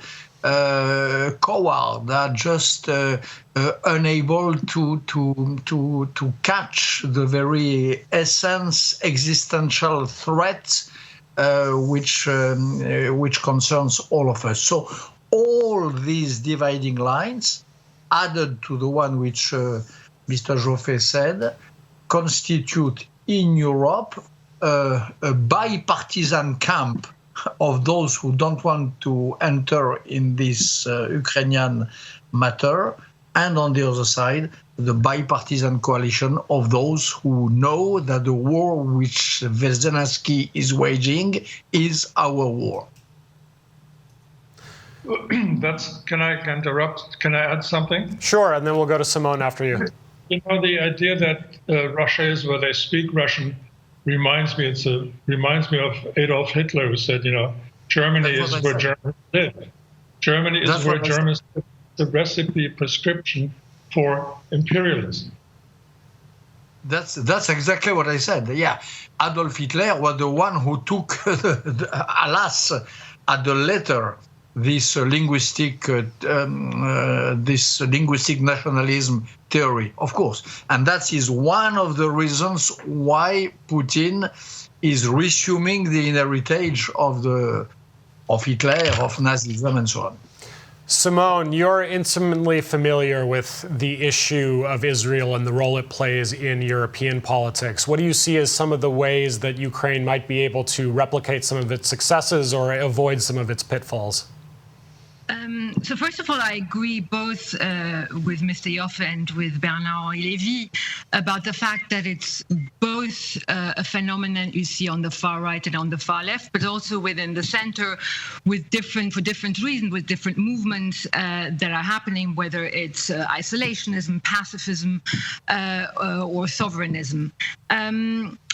I'm slightly less optimistic, even though I stay optimistic, that things are, that support is deteriorating, particularly in the United States. Because Ukraine is far away, because the situation on the ground, the economic situation is complicated, and yes, because also of polarization. When you look at the last few research, you can clearly see that both on the Republican side and on the Democratic side, there is a decrease of support. When you compare the numbers, I think in the fall, the Republican support was about 30%. Those who think that there was too much support for Ukraine was about 30%. Now it's 40%. The same goes for the Democratic Party. It went from 5% to 15%. So I think, unfortunately, we do see a movement. And I do think, going back to what Mr. Joffe said, that it has to do also with the fact of the fringes of both parties, meaning that there is something going on the right of the Republican Party and on the left of the Democratic Party for two different reasons. One is more sort of linked to isolationism, the other more linked to what it can call maybe pacifism. But I think it is a dangerous movement, and it brings me, therefore, also back to Israel, because you're right, Israel has had bipartisan support for a very long time, but with the polarization going on in both parties and fringes that we see in both parties, you do see also the same phenomenon taking place.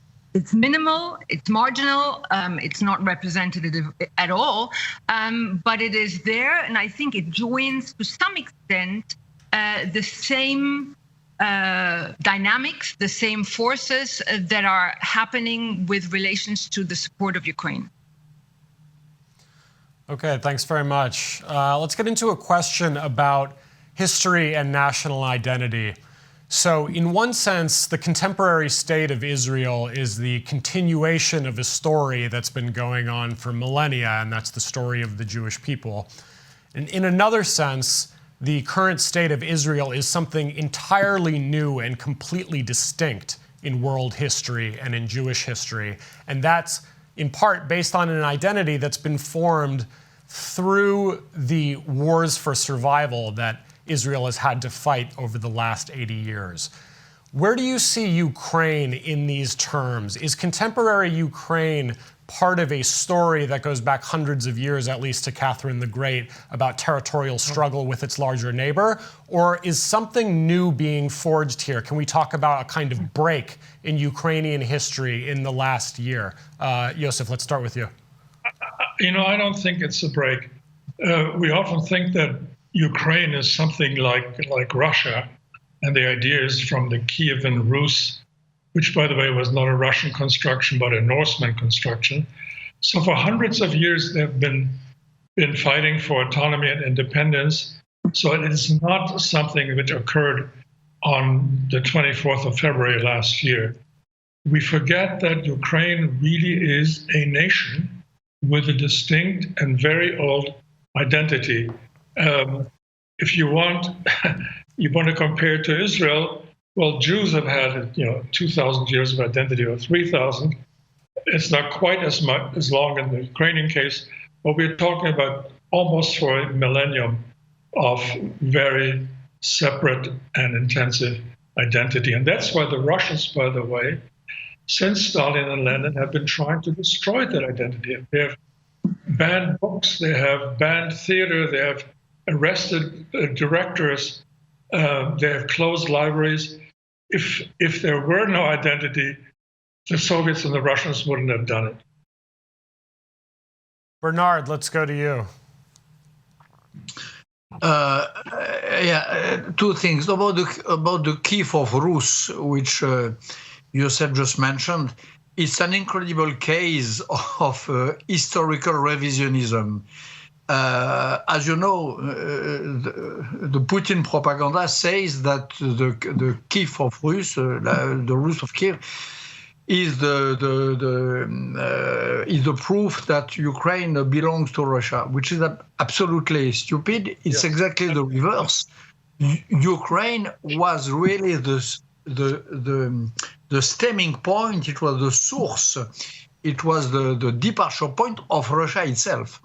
Ukraine existed, the Rus of Kyiv existed much before that any sort of state or political entity existed in Moscow or in Petersburg. And clearly, Ukrainian nation is more ancient than the Russian one, which is generally told on the reverse, number one. Number two, about Israel and Ukraine, I like the title you gave to our discussion. I liked it because there are a lot of similarities. Number one, both Israel and Ukraine have been built by poets, have been continued. The flame has been constantly burning because of writers, poets, mythologists, and so on. For Israel, it's very well known. For Ukraine, a little less well known, but it is true. I could elaborate on that. Second point, you are right, is the phenomenon of the war. In Israel, it is clear that there was a breaking point in 1948 with the first war against Israel launched by the neighbors, and this created a very strong contributor to create, even in a stronger way, a national identity. Same for Ukraine. You had, before 2014, one could say that you had two different Ukraine, one speaking Ukrainian, one speaking Russian, the East and the West, maybe the South also, the Odessa region, and so on and so on. I know Ukraine since long. I never saw Ukraine so united, so much feeling as a nation, than since the beginning of this war, which is 2014, and even more with the invasion on the 24th of February 2022. So there is a 1948 moment for Ukraine today, 1948 like in Israel, which is under the pressure of the war, a strong national consciousness taking place. And the third point, which make the two, the national experience of Israel, national experience of Ukraine look like, is that they are very special nations. And what is special in both of them, I would say, is the internationalist dimension of the two nations. Israel, as you know, was, as we all know, was the miracle of a nation made by people coming from the East, from the West, from Africa, from Arab world, from Russia, and so on. And all of a sudden, like in a sort of Jean-Jacques Rousseau social contract, building a nation. Ukraine, you have some Tatar, you have some Cossack, you have some very various and different ethnicities, speaking a lot of languages, and all that makes a sort of melting pot, building a nation. And this sense of a strong nation coming out, stemming out multi-ethnicity, multi-language, and multi-identity, and making a strong nation under a strong commander-in-chief and so on, this is not so frequent, and this again is a bridge between the experience of Israel and the experience of Ukraine. Simone, let's get your thoughts. I frankly don't have so much to add.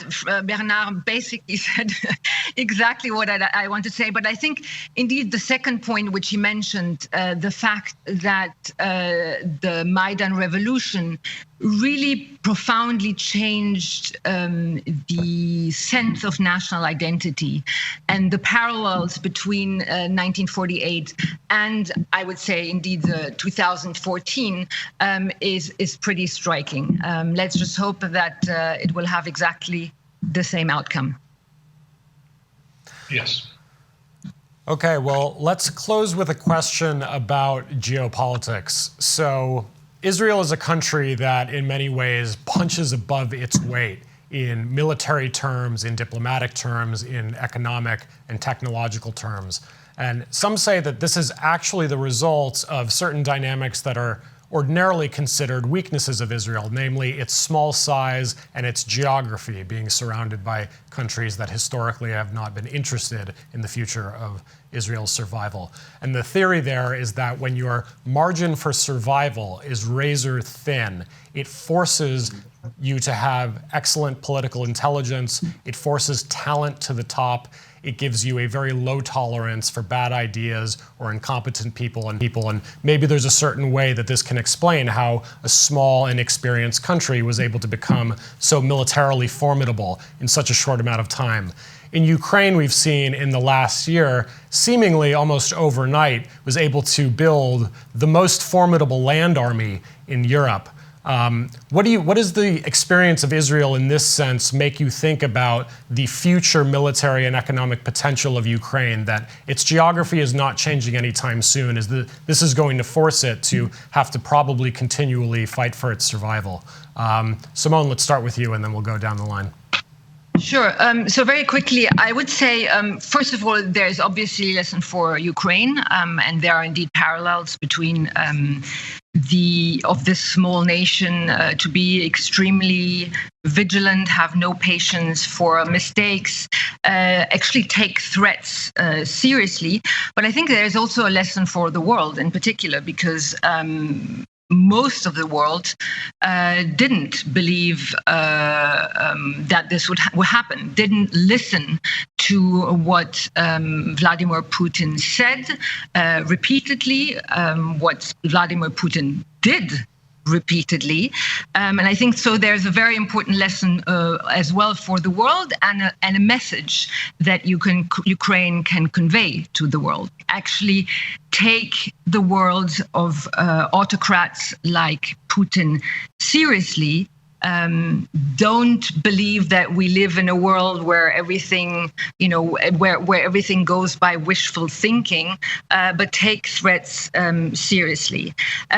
The other, I think, important aspect is that Ukraine, just like Israel, has been fighting and is fighting both for liberty and for democratic values. There, I think there is a very important lesson to be learned. There are obviously a lot of debates right now where Israel is going and whether Israel's democracy will survive. The reality is that over the past decade, despite this environment in which Israel lives, despite of the permanent state of war Israel is in, it has created and maintained an incredibly strong democracy and an incredibly strong sense of self and fighting for liberty.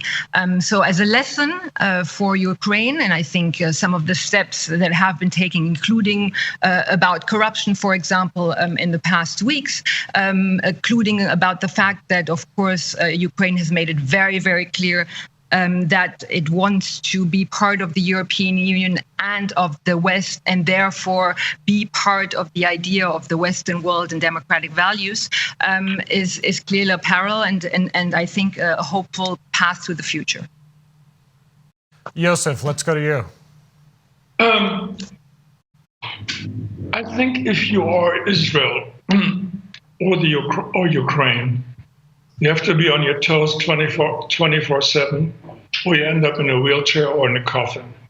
I think that certainly concentrates the mind. Next point, the army is at the core of all of this. Why? First of all, just by sheer necessity and experience, it's the best trained army in the world, which has been fighting since day one.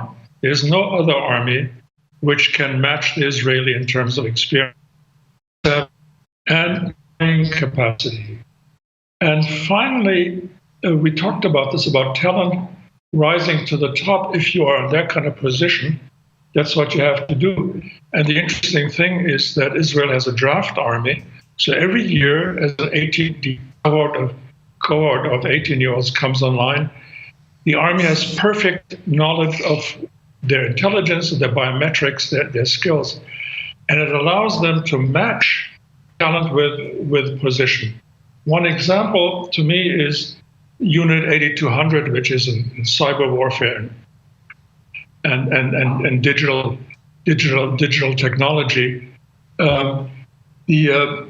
I think Unit 8200 is like MIT and Stanford rolled into one.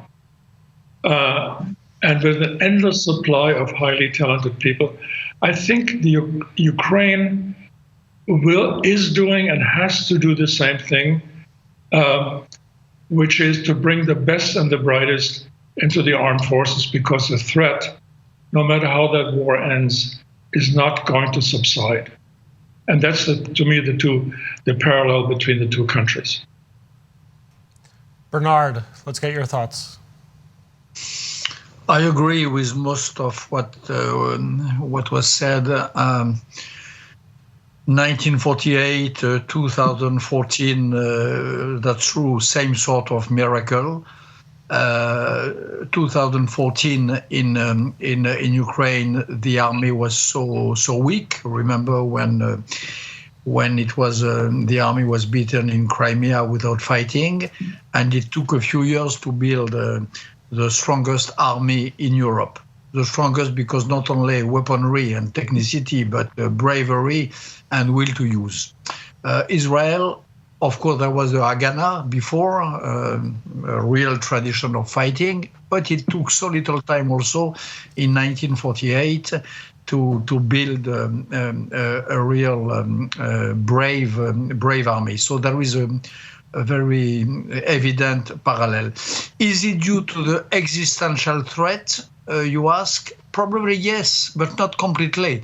I know some countries, including mine, France, who were under existential threat, but who did not fight and who even submitted. I'm thinking of 1940. We had in France, my generation of my fathers had an existential threat above their heads. Some of them, like my father, did fight and did resist, but a lot of them collapsed. And you can have a country under military existential threat that chooses to collapse, to commit suicide, and to die. So there is not an absolute correlation between the threat and the bravery. If you don't have bravery in your mental DNA, in your history and so on, you cannot improvise it.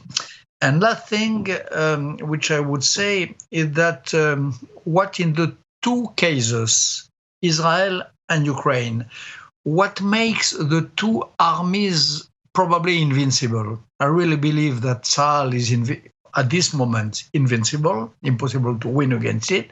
And same about Ukraine. I think they will win the war.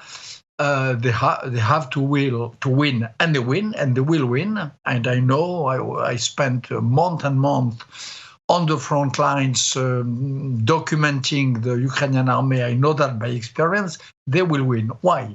Because like Israel, they defend two things. They defend their fatherland, and they defend at the same time a sky of values. In Israel, it is the case. Tzahal defends, of course, a ground and earth, but defends also a conception of the world, the summit of the history of a book and Judaism. In Ukraine, it is the same. All the soldiers I met in Kharkiv, in Kherson, in Izium, all over the front, said always two things, really. Number one, we are fighting because we defend our families. Number two, we are fighting because we defend a certain idea of Europe, which means of democracy, of self-government, of a state of law, and so on and so on. And when you have this, the foot on the earth and the head in the sky, which is the case of Israel and the case of Ukraine, really, you can put all the meat waves that you want in front, like Russia do today. Meat waves, you can put all of that. You can shell as much as you want. Of course, there will be some huge casualties, but you will win. Those who defend at the same time their land and a sky of value, they cannot be defeated. That's really what I think. And we know that's in the ancient Greeks, the speech of Pericles in the War of Peloponnese in Thucydides said exactly that. And we are experiencing it today in Israel and in Ukraine. Well, you're three of the great experts on European politics, and I can't let you go today without asking the all-important question that a lot of people are wondering about, which is the possibility of Ukrainian accession to the European Union and to NATO. Let's get each of your thoughts. What will it take? What are the big obstacles, and what are your predictions for this happening in the future? Joseph. Let me preface this with something that goes back to the beginning of our conversation. What about the rest of Europe? How come they've come around after lots of hesitation? I think the Europeans, right or left, pacifists or not, Bellicist, understand that Ukraine is fighting for them too. They are fighting for the balance of Europe. They are fighting against Russian imperialism. They're fighting to restore an order in Europe which for 77 years has maintained great power peace. So that's why I would think the support is going to last for a while. As to the EU, if I look at the rhetoric of governments, there is a general willingness to let them in. With the usual provisos, you have to fight corruption and all that. But I'm quite amazed that the Europeans tried for so long to stay on Russia's good side are now understanding the big time issue. And while Ukraine, of course, is not going to be admitted into NATO, I think the EU is on the books. The problem with EU membership is it takes a hell of a lot of time before they actually sign the dotted line. But in principle, I'll conclude, yes, it's going to happen. Don't ask me when. Simone, let's go to you. Same answer. It's going to happen. I don't know when as well. But as Joseph said, I think conceptually and spiritually something has happened, not just in Europe, but I think more generally for liberal democracies. And it's no coincidence. I think I am part of a generation of people who, contrary to my parents and to my grandparents, who had lived both through Nazism and communism, had sort of gotten used to the idea that, democracy, liberal democracy, were there. And I think people had gotten lazy and had started to go through a process of both internally taking liberal democracies apart and letting the European continent be taken apart from foreign actors, whether it's Russia, China, Iran, Qatar, or others, who basically were taking advantage of our weakness. And I think there is generally a clear understanding, whether it's said or implicit or somehow felt, that we have come to a point where we actually have to fight for who we are, what we care about, and what is intrinsically us. So this is, I think, the reason why Ukraine will be part of the European Union, because it is intrinsically linked not only to our future and to the continent itself, but to the very idea of who we are. Bernard, as you know, there are some well-known intellectuals in the United States who, for the last year, have been arguing that the threat of Ukrainian accession to NATO and to the European Union is part of what justified the war as far as the Russians were concerned in the first place. Now it seems like no one takes those arguments very seriously anymore, and that accession to EU and NATO is part of the end game of this war that the United States and Europe should be interested in. What do you make of that? What would you say? Yes, what I make of it is that we are discovering how wrong, how stupid were these arguments. We decided not to let Ukraine into EU. We decided to rebuff Ukraine from NATO, and the invasion happened.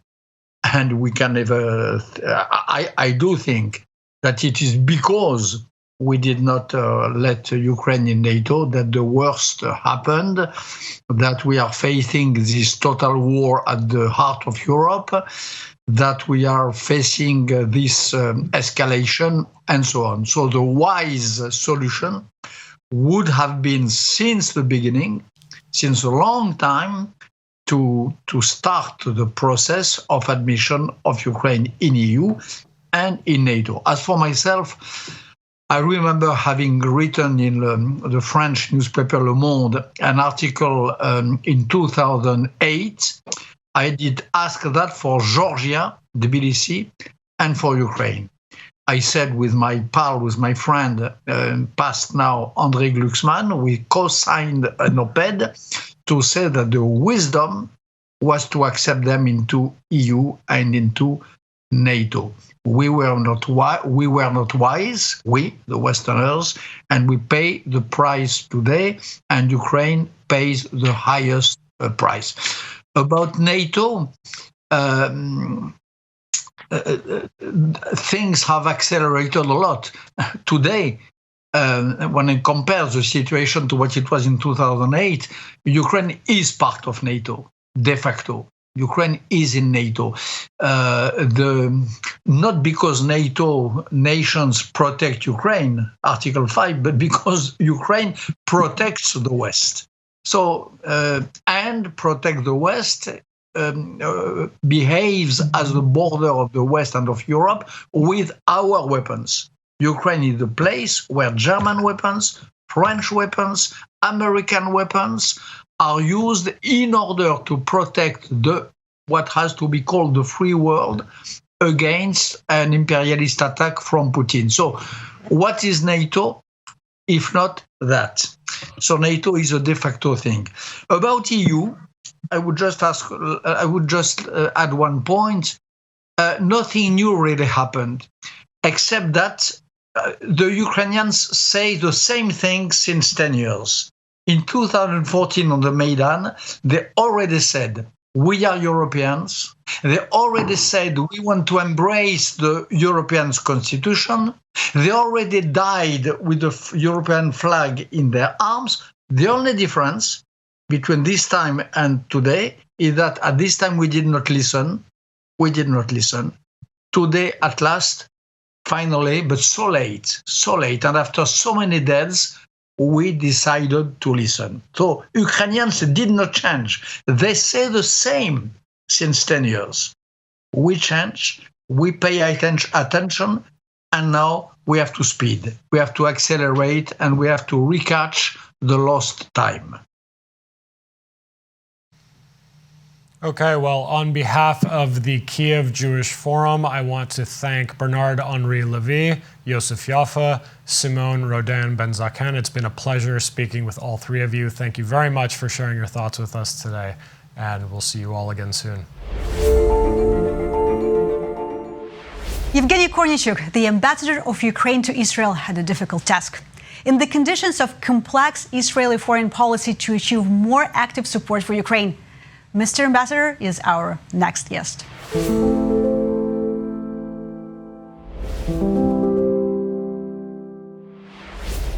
I am being joined here today fact, I'm honored to be joined by the Ambassador Extraordinary and Plenipotentiary of Ukraine to the State of Israel, Mr.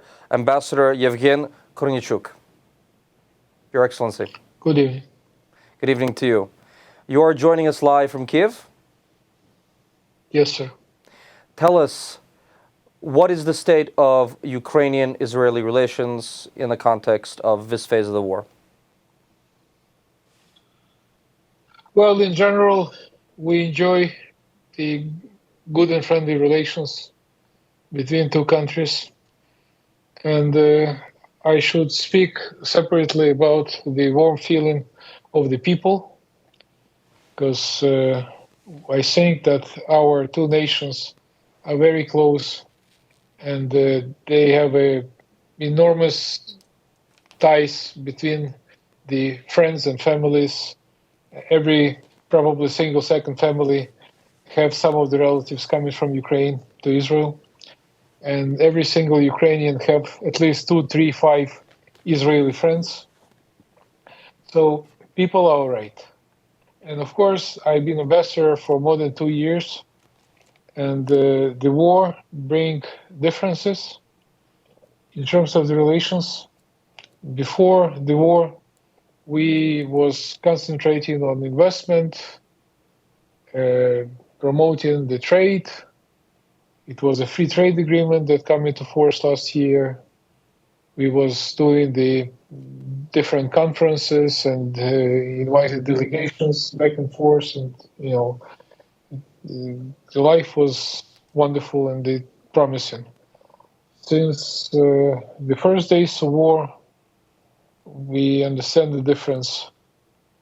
And again, I would say, from the deepness of my heart, how grateful I am to Israeli people, Israeli companies, the NGOs that come up and offer assistance. Our cultural center in Tel Aviv turned to be the big stock for humanitarian aid, with the piles of different goods that was sent to Ukraine. So for the last 3-4 months of war, more than 100,000 tons of humanitarian aid was sent from Israel. And a small amount out of this 100,000 tons was the government support. Mainly it was just the volunteers and the companies and the NGOs.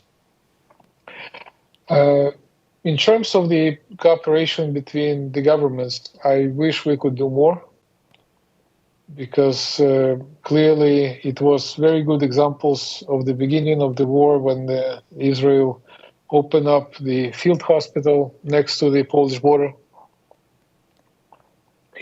It was the shipments of the generators, it was the shipments of the medical goods, etc. And we do expect we should do more on the defense and security issues. I should say that it was no official delegations from Israel to Ukraine until now, and we are excited to organize now the first visit of the Minister of Foreign Affairs of Israel, Mr. Eli Cohen, to Kyiv, and I hope it will happen soon and it will be successful. And in terms of the rest of the issues that we are working on, it is, of course, the wounded people that have been received by Israeli government and receiving the prosthetics in the different hospitals. It is the joint project providing the early warning system against the missiles and the drones, which we very much need. It's in process. And a few other things that we are working on. Israeli government, the previous government, condemned the Russian aggression We are voting together at the UN. So we do support each other, but again, as the ambassador of the country that's suffering right now very much, we would love to have more help, and especially in terms of the security. What concretely? Your Excellency, what concretely are you asking for? I think we all want to know what concretely more could the Israelis do? Well, listen, it is the issues that lie on the field of the humanitarian and the civil protection. And we discussing the possibility of demining assistance. As you might be aware of, that liberated territories have been Russian army left lots of mines, which bring us the casualties among the civilians, and Israel have a big expertise. So we also do have a lot of expertise, but unfortunately the size of the tragedy is big, and we are keeping up. So we think it's purely civilian matter that can be addressed jointly. Again, we are working on this early warning system, and hopefully the pilot project will be started soon as well. A few other things: support of the President Zelensky 10 Steps to Peace initiative at the UN field and elsewhere. The grain from Ukraine program. So a few different issues that we're working on together. I'm sorry, good sir. Tell me, I'm myself from Odessa, so I understand the Black Sea Grain Initiative of a deal made between the UN, the Turks, the Russian, and the Ukrainian side. But can you explain why it is that the Israelis are a counterparty that you need something from in this situation? Well, it was a substantial percentage of grain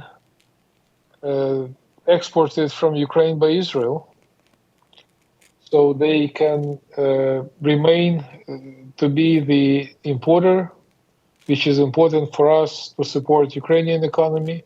And they can also help these third world countries, the global south we call, the African countries that are suffering from famine, to assist them to purchase Ukrainian grain as well. Mr. Ambassador, many people do not understand that the Russian army is also on the Israeli border. Many people do not understand that Jerusalem, like Kyiv, has Russia as its border neighboring country and an army on its border. Is this something that you can describe, explain to people listening at home? Listen, I will disagree. Okay. Of course, it's a certain threat that's coming up from Russia and Syria. But the war in Ukraine changed the game. They changed the picture completely because of Russia withholding most of its troops from Syria. They withholded the fighter planes, and they withholded most of their anti-missile system. So I do believe that still they are controlling and supporting some Syrian forces. So I wouldn't say that the threat is not completely over. But in compared to the Baltic states that have immediate border with Russia and provide enormous support to Ukraine, not just humanitarian, but defensive support. This is something incomparable in terms of Israel. Okay. I do understand that the certain threat is there, and Israel very careful in terms of the position of Russia. So some of our critics are saying that Israel is sitting on the fence, Israeli government. avoiding to provide us any defensive assistance. And I think it's wrong, especially after Iran come up into the picture and become immediate partner of Russia and providing the Russia with the drones that can attack Israel tomorrow.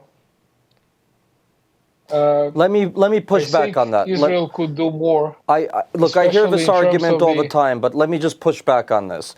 It is the case that the Russians are the intermediary between the various parties in that neighborhood and the Israeli Defense Forces, who basically have to deconflict any hit that they need to engage in on Iranian forces or Iranian proxies over the Syrian border on the Golan Heights. It's not completely correct to say that there's no problem really for the Israelis from the Russians. They are a complex, let's say, dancing partner that they have to tango with on their border in order to keep Iranians from having access to the Golan Heights. It's not completely correct to say that it's not a real issue.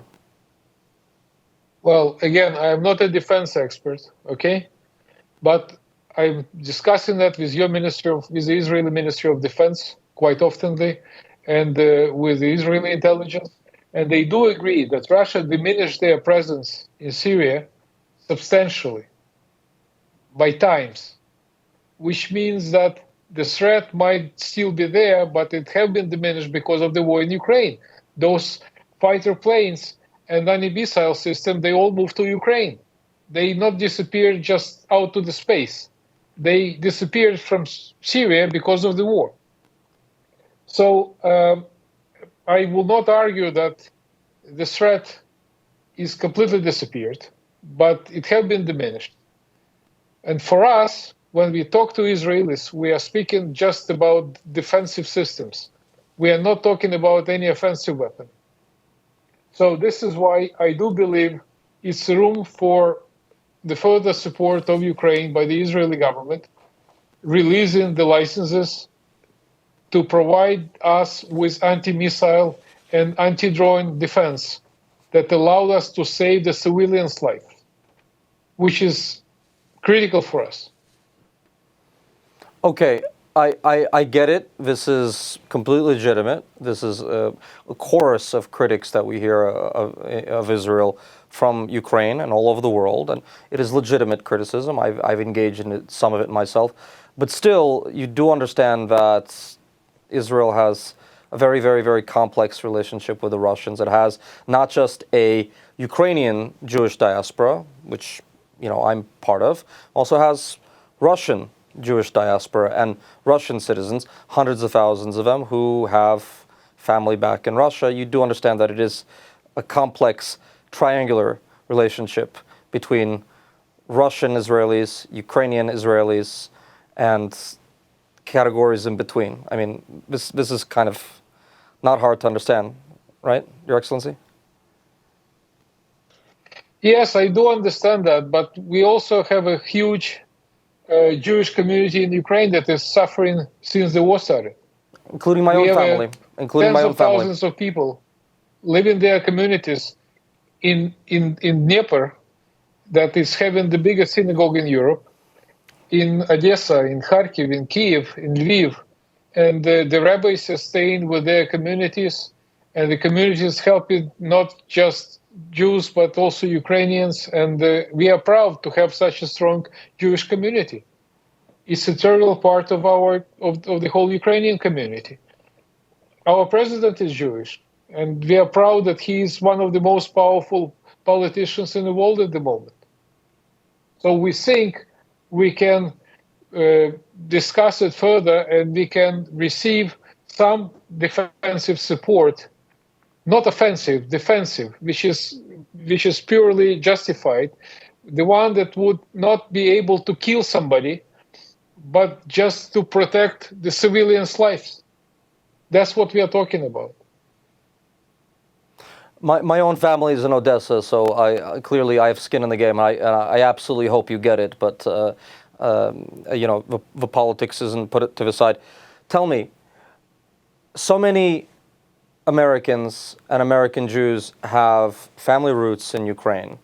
What is it that you would like to say to those people watching at home who maybe don't keep track of the issues as closely as we do? If there's one message that you'd like to deliver, especially to the American Jewish community, what would it be? Well, I'm rather going to be cautious because I am not the ambassador to the United States. Even though I spent substantial amount of time in the States, I got my law degree from the Southern Methodist University, Dallas, Texas, and I used to serve as a diplomat in New York for a while. Listen, I have a huge respect to the American Jewish community. I see how effectively we are in order to move forward the cautiousness of the Israeli government towards more support to Ukraine. And I wish together we would do more, because I have no doubts that we will survive, we will win this war, and we will build the new democratic Ukraine that we all going to be proud for. So the people that are sitting and watching me now in Boston or Miami or whatever, in California, will say in short future that I am proud that some of my relatives came to the States from Ukraine. And this is a brave nation. And we are proud that we does a lot to help it to survive in such a difficult situation, in such a cruel war that Ukraine is currently surviving. So thank you very much from the bottom of my heart. And again, I'm sure we could do more together. We could be able to save more people's lives. We could survive, we could win, and we will say thank you to all of you again and again. Thanks for all of your support. Thank you for joining us here today at the Kyiv Jewish Forum. Your Excellency, I wish you luck. I wish you luck in your endeavors, and it's not an easy job you have. So, thank you again for joining us. Thank you. The embassy of the State of Israel in Ukraine was among the first diplomatic missions to return to Kyiv after being evacuated at the beginning of the full-scale invasion. Israeli Ambassador Michael Brodsky raised the flag of Israel in the capital's Perchursk district in mid-May. Today, Mr. Ambassador is the guest of Kyiv Jewish Forum.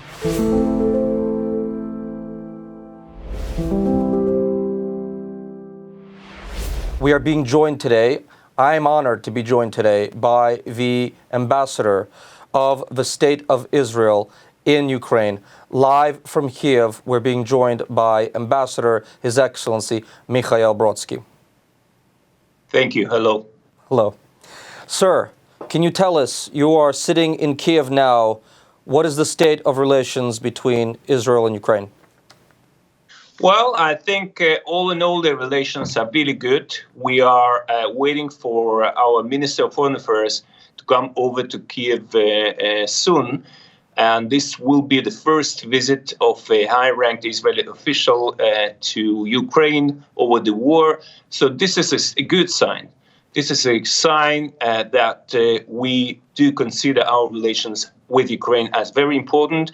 And in fact, we have very close connections on different level, in different fields, and we are keen to develop these relations further, despite the difficulties, despite the criticism that sometimes is being raised by the Ukrainian officials. I think that both countries need each other, and we are going to explore the potential that exists, and this potential is really huge. Okay, speaking about that criticism, is it legitimate? Could Israel be doing more? Of course, I think any criticism is legitimate, especially one that is being raised by a country which is at war, at a very serious, brutal war and aggression against its people and its territory. But on the other hand, I think that the people in Ukraine do understand the complexity of the Israeli situation. They do understand that Israel is a special country in a very special situation, which has its own red lines, and it cannot afford crossing these red lines because it will end up in escalation of the Middle Eastern crisis and might end up in another war in the Middle East. So this is something we cannot afford, but otherwise we keep assisting Ukraine. We keep providing very essential, very crucial assistance, humanitarian assistance to Ukraine and the Ukrainian people.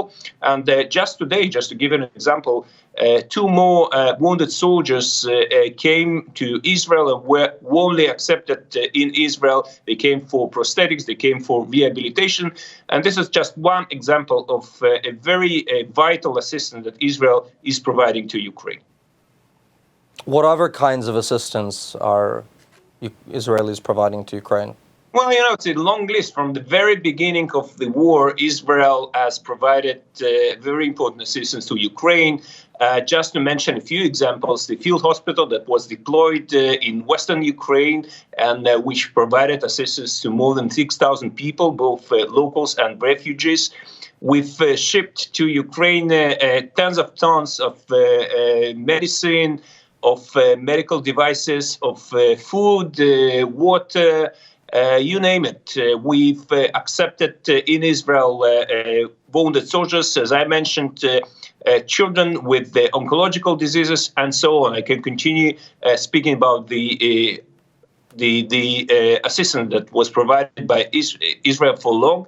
And I also should mention hundreds of people who participated both physically and online in trainings provided by Israel on different issues, including the post-trauma rehabilitation, management and adoption of the educational system to the situation of war, and so on. And this cooperation, this assistance continues as our foreign minister, the newly appointed foreign minister, said that Israel is keen to expand the humanitarian assistance to Ukraine. And this will be one of the issues that will be definitely raised during his upcoming visit here in Kyiv.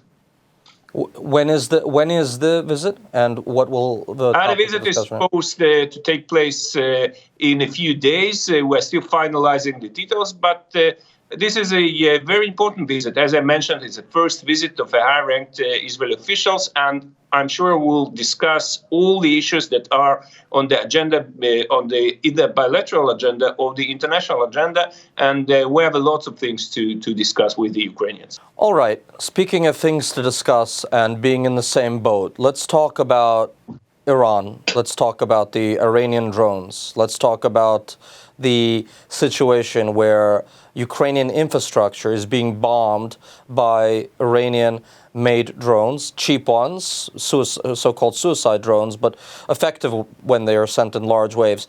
I should also say my own family in Odessa are sitting much of a day without electricity because the infrastructure in their part of town has been blown up by these Iranian drones. So this is, for me, deeply personal. Let's talk about that, sir. Yeah, well, we are following it very closely. We are very worried by the military cooperation between Russia and Iran. We know that these drones aiming at critical infrastructure in Ukraine or at people in Ukraine can be tomorrow used against the Israeli infrastructure or against the Israeli civilians. So this is a very dangerous situation. We have conversation about it with our Ukrainian colleagues. We have channels of communications. We change our experience, and we have certain collaboration on this. Definitely, this is something which is of huge concern both for the Ukrainians and for the Israelis. So we're definitely on the same page. Iran is a clear danger for Ukraine. Iran is a clear danger for Israel, for the Middle East. And we see the Iranian issue eye to eye with the Ukrainian leadership and with the Ukrainian people. Could we go so far as to say that de facto Ukraine and Israel are allies in a war against Iran, where Iran is now a junior partner in this war of Russia against Ukraine? Can it be said that Israel and Ukraine are now de facto allies? Absolutely. Absolutely. We are allies in our war, in war against Ukraine and in our attempts to prevent Ukraine from supporting terrorism, from becoming nuclear. This is a very important issue which will be on the table, will be discussed during the upcoming visit. It's one of the issues, but it is a very important issue for both for Ukraine and for Israel. And we have lots of things to discuss about it. We have lots of information to share, and we will do it. Okay. So reading the American news sources, newspapers, CNN over last week, there's been a spate of stories by experts such as my friend Anshul Pepfer of Haaretz, who's also a writer for The Economist, writing for American audiences saying that there seems to be on the horizon a breakthrough in the, let's say, what is called de facto neutrality of Israel on the Russia-Ukraine issue. Would you say that that is correct or not? Well, first of all, the neutrality is definitely not the right word to describe the Israeli position, because from the very beginning, we've been very clear, and our position has been very clear. We denounced unequivocally the Russian aggression against Ukraine. We not just voted in favor of the anti-war resolution and not just supported it, but we became co-sponsors of this resolution, co-authors of this resolution in the United Nations. So our stance, our position is absolutely clear. And as I said from the very beginning, we provided very essential assistance. Our Prime Minister said that he's looking into our policies concerning the security collaboration with Ukraine. And I have nothing to add to this. This is the situation. We have a new government in place, the new foreign minister, the new minister of defense. So they are looking into this policy. But all in all, our position is absolutely clear. We support Ukraine.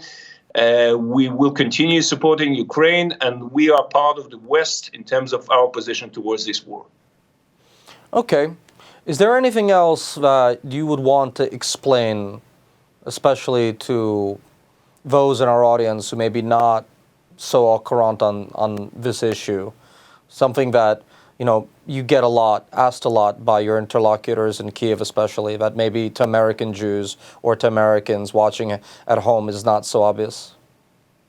Well, one of the issues that I've been dealing with, especially recently, is the future rebuilding of Ukraine, the post-war rehabilitation of Ukraine. And I believe that Israel will become a very active partner of Ukraine in the process of rehabilitation, of rebuilding of Ukraine, and we've already started some work on this issue. And I should mention President Zelensky saying that Ukraine eventually will become a big Israel with its own face.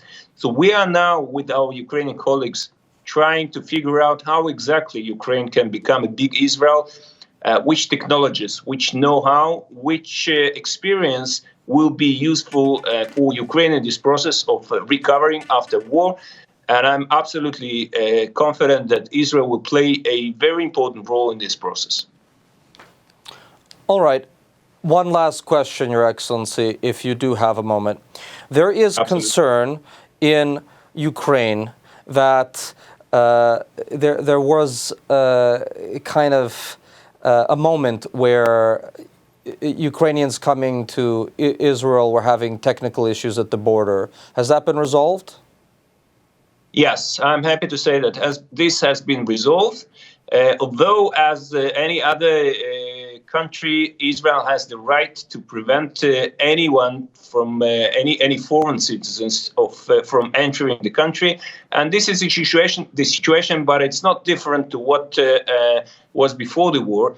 But the problem which existed at the beginning of the war with the Ukrainian refugees, this has been resolved, and all the additional demands have been dropped, and now we basically came back to the situation which existed before the war of visa-free regime, and we keep this regime. We'll keep it with Ukraine regardless the current situation in Ukraine, regardless the ongoing war. We'll keep receiving Ukrainian citizens according to the bilateral agreements that exist. Okay, thank you so much. Thank you, Ambassador, for your time. Thank you for everything you've done for the Israeli-Ukrainian relationship. Thank you for joining us at the Kyiv Jewish Forum, and I hope to see you next time I'm in Kyiv. What impact has Russia's war against Ukraine had on the Ukrainian and global economy? A well-known American economist, Tyler Cohen, professor at George Mason University, will share his opinions.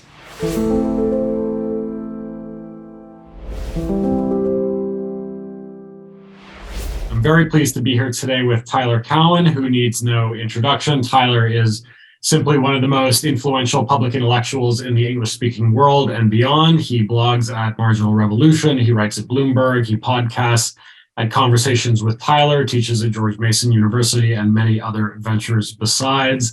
And the great thing about Tyler being a polymath is you can ask him pretty much any question about any topic and he'll have a learned and thoughtful answer. So this being the Kyiv Jewish Forum, today we'll spend our time with Tyler talking about all things related to the current war in Ukraine. So Tyler, first of all, welcome and thanks for being here. Hello, Jeremy. Happy to chat with you. So let's jump right in. First question. You're a great reader of fiction. You're an observer of foreign policy. I believe you also have a Russian or former Soviet contingent in your own family. So first question, what can we learn and what have you learned from the history of Russian literature about Russian foreign policy? Former Soviet would be the correct designation. My wife is part Jewish and part Armenian, grew up in Moscow. Now, you ask about Russian literature. If you look at, say, Pushkin or Lermontov or Tolstoy, the overall vision of Russian literature I take to be fairly Moscow-centric, fairly imperialistic. The same you could say for American literature, by the way, just to be fair. And, you read something like Gogol's Taras Bulba, there's the sense of other parts of the empire being outsiders, or being wild or barbaric, and maybe they're interesting or fascinating, but they're viewed very much as the other. And there's a sense that in terms of intellectual or, political center of gravity, that they really don't compare to the center of Mother Russia herself. So I had an exchange on Twitter with Daniel Dresner. He did not predict the war in Ukraine, and I did predict the war against Ukraine. And I said on Twitter, well, if you had read Russian literature carefully, you probably would have done better than most political scientists. And Daniel tweeted back at me that this is absurd, but it's not absurd, right? Ideas really matter, and ideas of a country are reflected in its literature.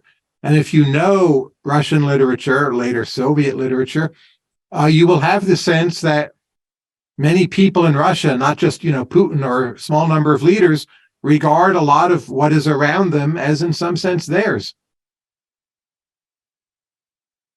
A favorite of mine, I think yours as well, is Haji Murad. I take it to be a kind of late example in Tolstoy's life of kind of an attempt to be a counterexample to that tradition, some kind of acknowledgement of how the Russians treat the people that they consider to be on their periphery. What do you think about that story?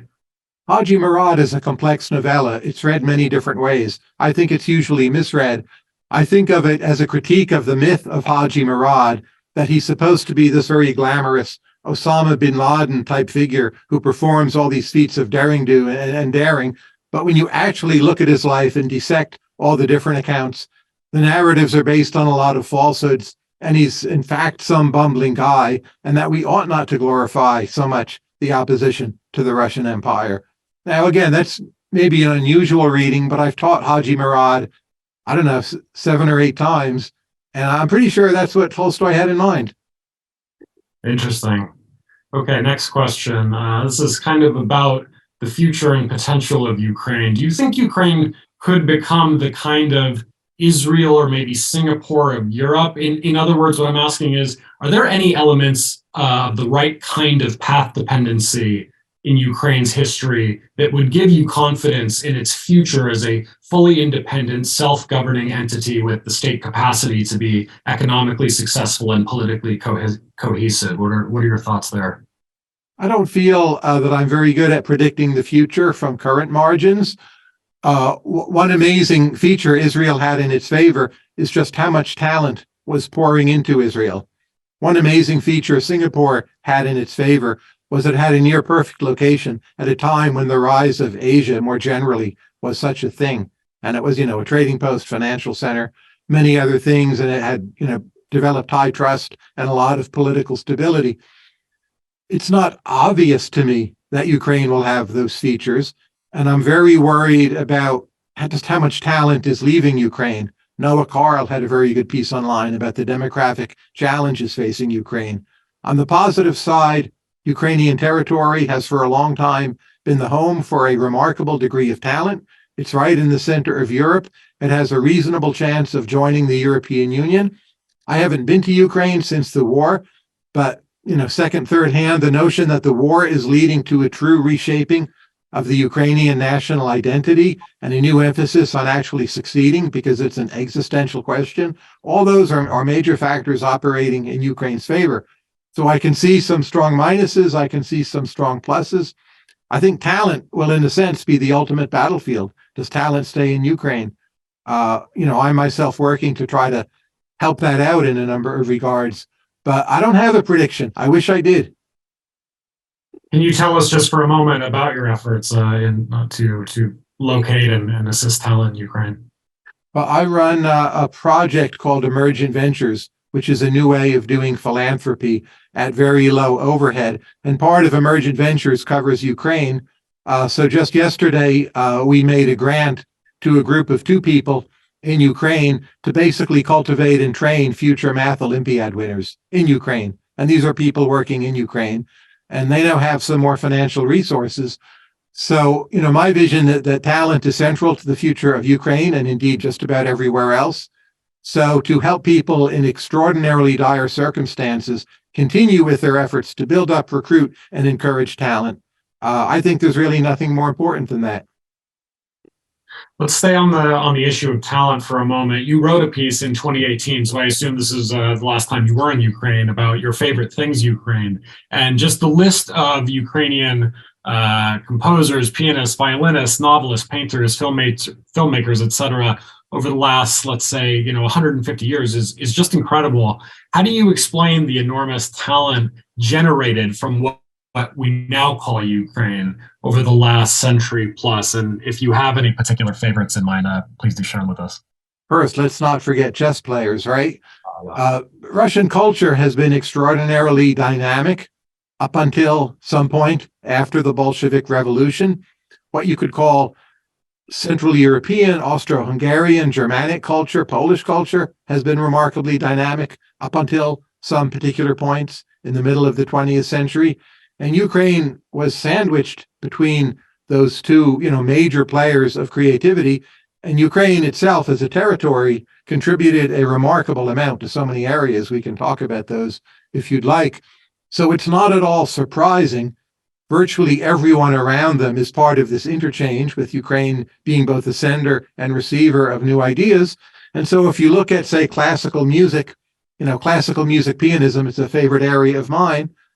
Like, who's Ukrainian, who isn't? If someone's Jewish, are they Ukrainian? Do they have to be full Ukrainian? What if they were born in Galicia and that later became part of Poland? What if they're part ethnic Russian? I mean, I can't sort any of that out for you. But just like territorially, you have Emil Galiles, Vladimir Horowitz, Richter, possibly the 3 greatest romantic classical pianists of all time, and they're all born in Ukraine. And what does that tell you? It's not an accident.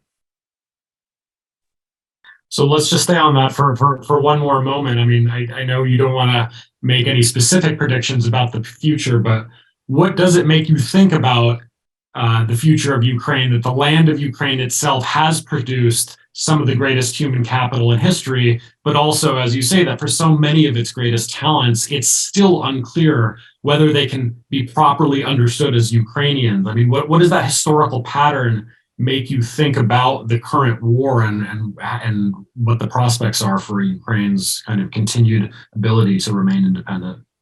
Well, this is just my speculation. I'm not there. I'm not Ukrainian. But the notion that if there is going to be a turnaround in Ukraine, formation of a new and more solid and sounder national identity through the war itself has to be a big part of that. That would be what you might call my historical intuition, based upon a lot of other instances of history, that places that were not seen as nations become nations. Also, the past really matters. So Israel, of course, is now Israel. The fact that there is a much older historic Israel was critically important toward Israel evolving how it has evolved, and that it didn't end up in Uganda or Madagascar or somewhere else that would really not have been well suited for those national aspirations. So the fact that Ukraine has this glorious cultural past, I do think will prove important for this attempt to build a new Ukrainian identity. But if it's the case moving forward that everyone's just confused, like what's Ukraine, are we Russian, which parts really belong to Russia, I mean, that's probably not going to go very well. So some kind of flip of the switch is required. Again, from a distance, I feel like I'm seeing it, but I don't feel that I'm qualified to be the person telling you, oh, this is really happening. A question you've posed many times in the recent past: is Germany still a part of the Western Alliance from what you've seen over the last year or so? Maybe we need a Hegelian dialectical answer for a question about Germany. So no doubt Germany still thinks it's part of the Western Alliance and feels like it is.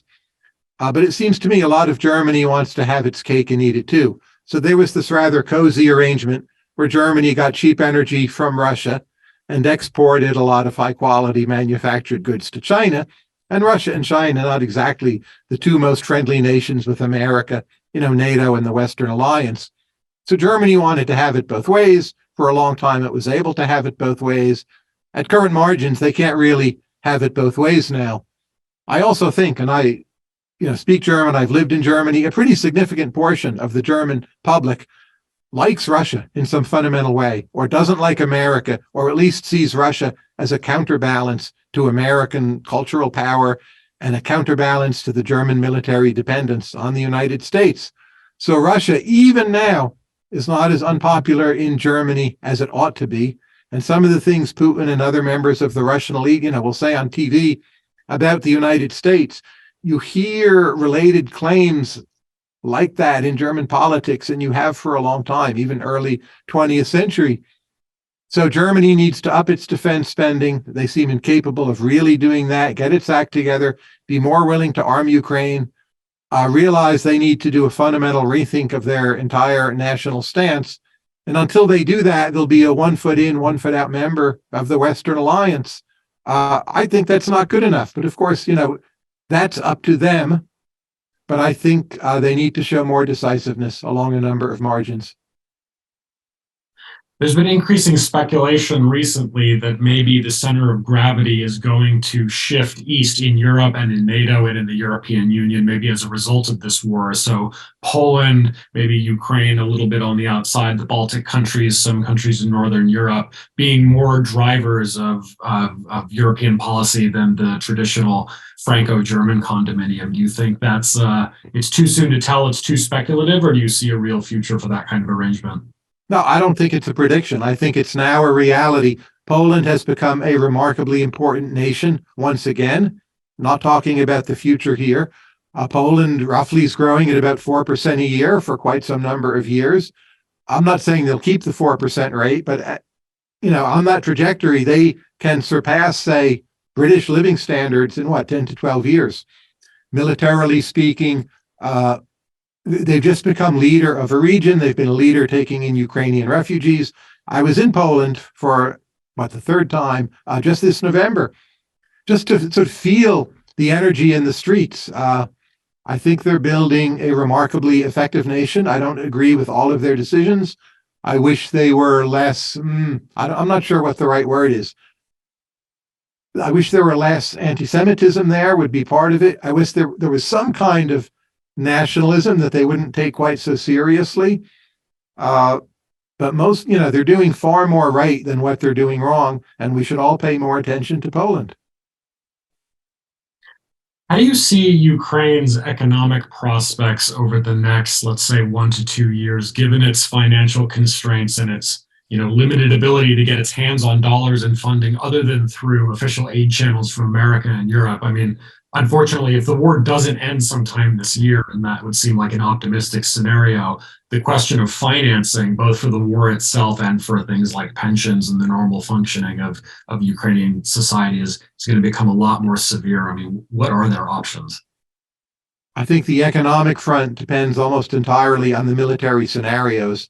I really cannot predict those. I don't have the knowledge. I'm not sure anyone does. But in my view, the long run for economic reasons favors Russia. So when I'm trying to assess how the conflict is going, I'm not so interested in, the map where the troops are, where the lines are, but just if it continues through attrition, that in my view strongly favors Russia. So I view the situation as having a good deal of urgency.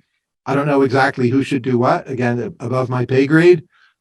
But the economic situation cannot go well unless the military situation goes, but not just well, but better. You could say, well, it's gone remarkably well so far.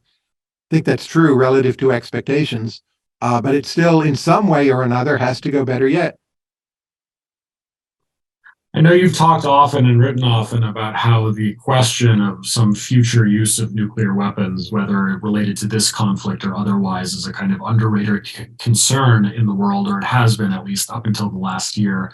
I mean, how do you think about the nuclear question in relation to this war? I think there's been some concern over the last year that maybe the chances of a Russian nuclear strike might actually go up, the more likely it seems that the Ukrainians could in some way be victorious in the war. I mean, how do you kind of game theorize these scenarios? I know it's terrifying to think about and talk about, but it seems like another issue of increasing urgency. Elites are now awake to the risk, and they were not until recently. I've thought for decades we are strongly underrating the risk of potential nuclear conflict. Wouldn't have to be, in or near Ukraine, but there's a recency bias in how humans interpret data. Well, this hasn't happened for a long time. HIV/AIDS aside, which is viewed as sort of a separate problem, unjustly, I would say, but it has been viewed that way. People thought, well, we can't all have a major pandemic. It hasn't happened in so long. That turned out to be wrong. The last time a nuclear weapon went off used against humans was 1945. It's a long time ago. So we developed the same set of pathological modes of thinking and start believing something like climate change, which I do take very seriously, to be clear. But we start thinking that's the existential risk, not nuclear weapons. And I think that's quite wrong. Now, I cannot, game out for you Putin's thinking. And there's the general question, like, how rational is Putin? But I would just return to the point, ideas really matter, and countries truly believe things, for better or worse. It's true for every country, whether you like or dislike what that country is doing. And to try to understand the game theoretic problems they face, start with what do the people in that country actually and truly believe.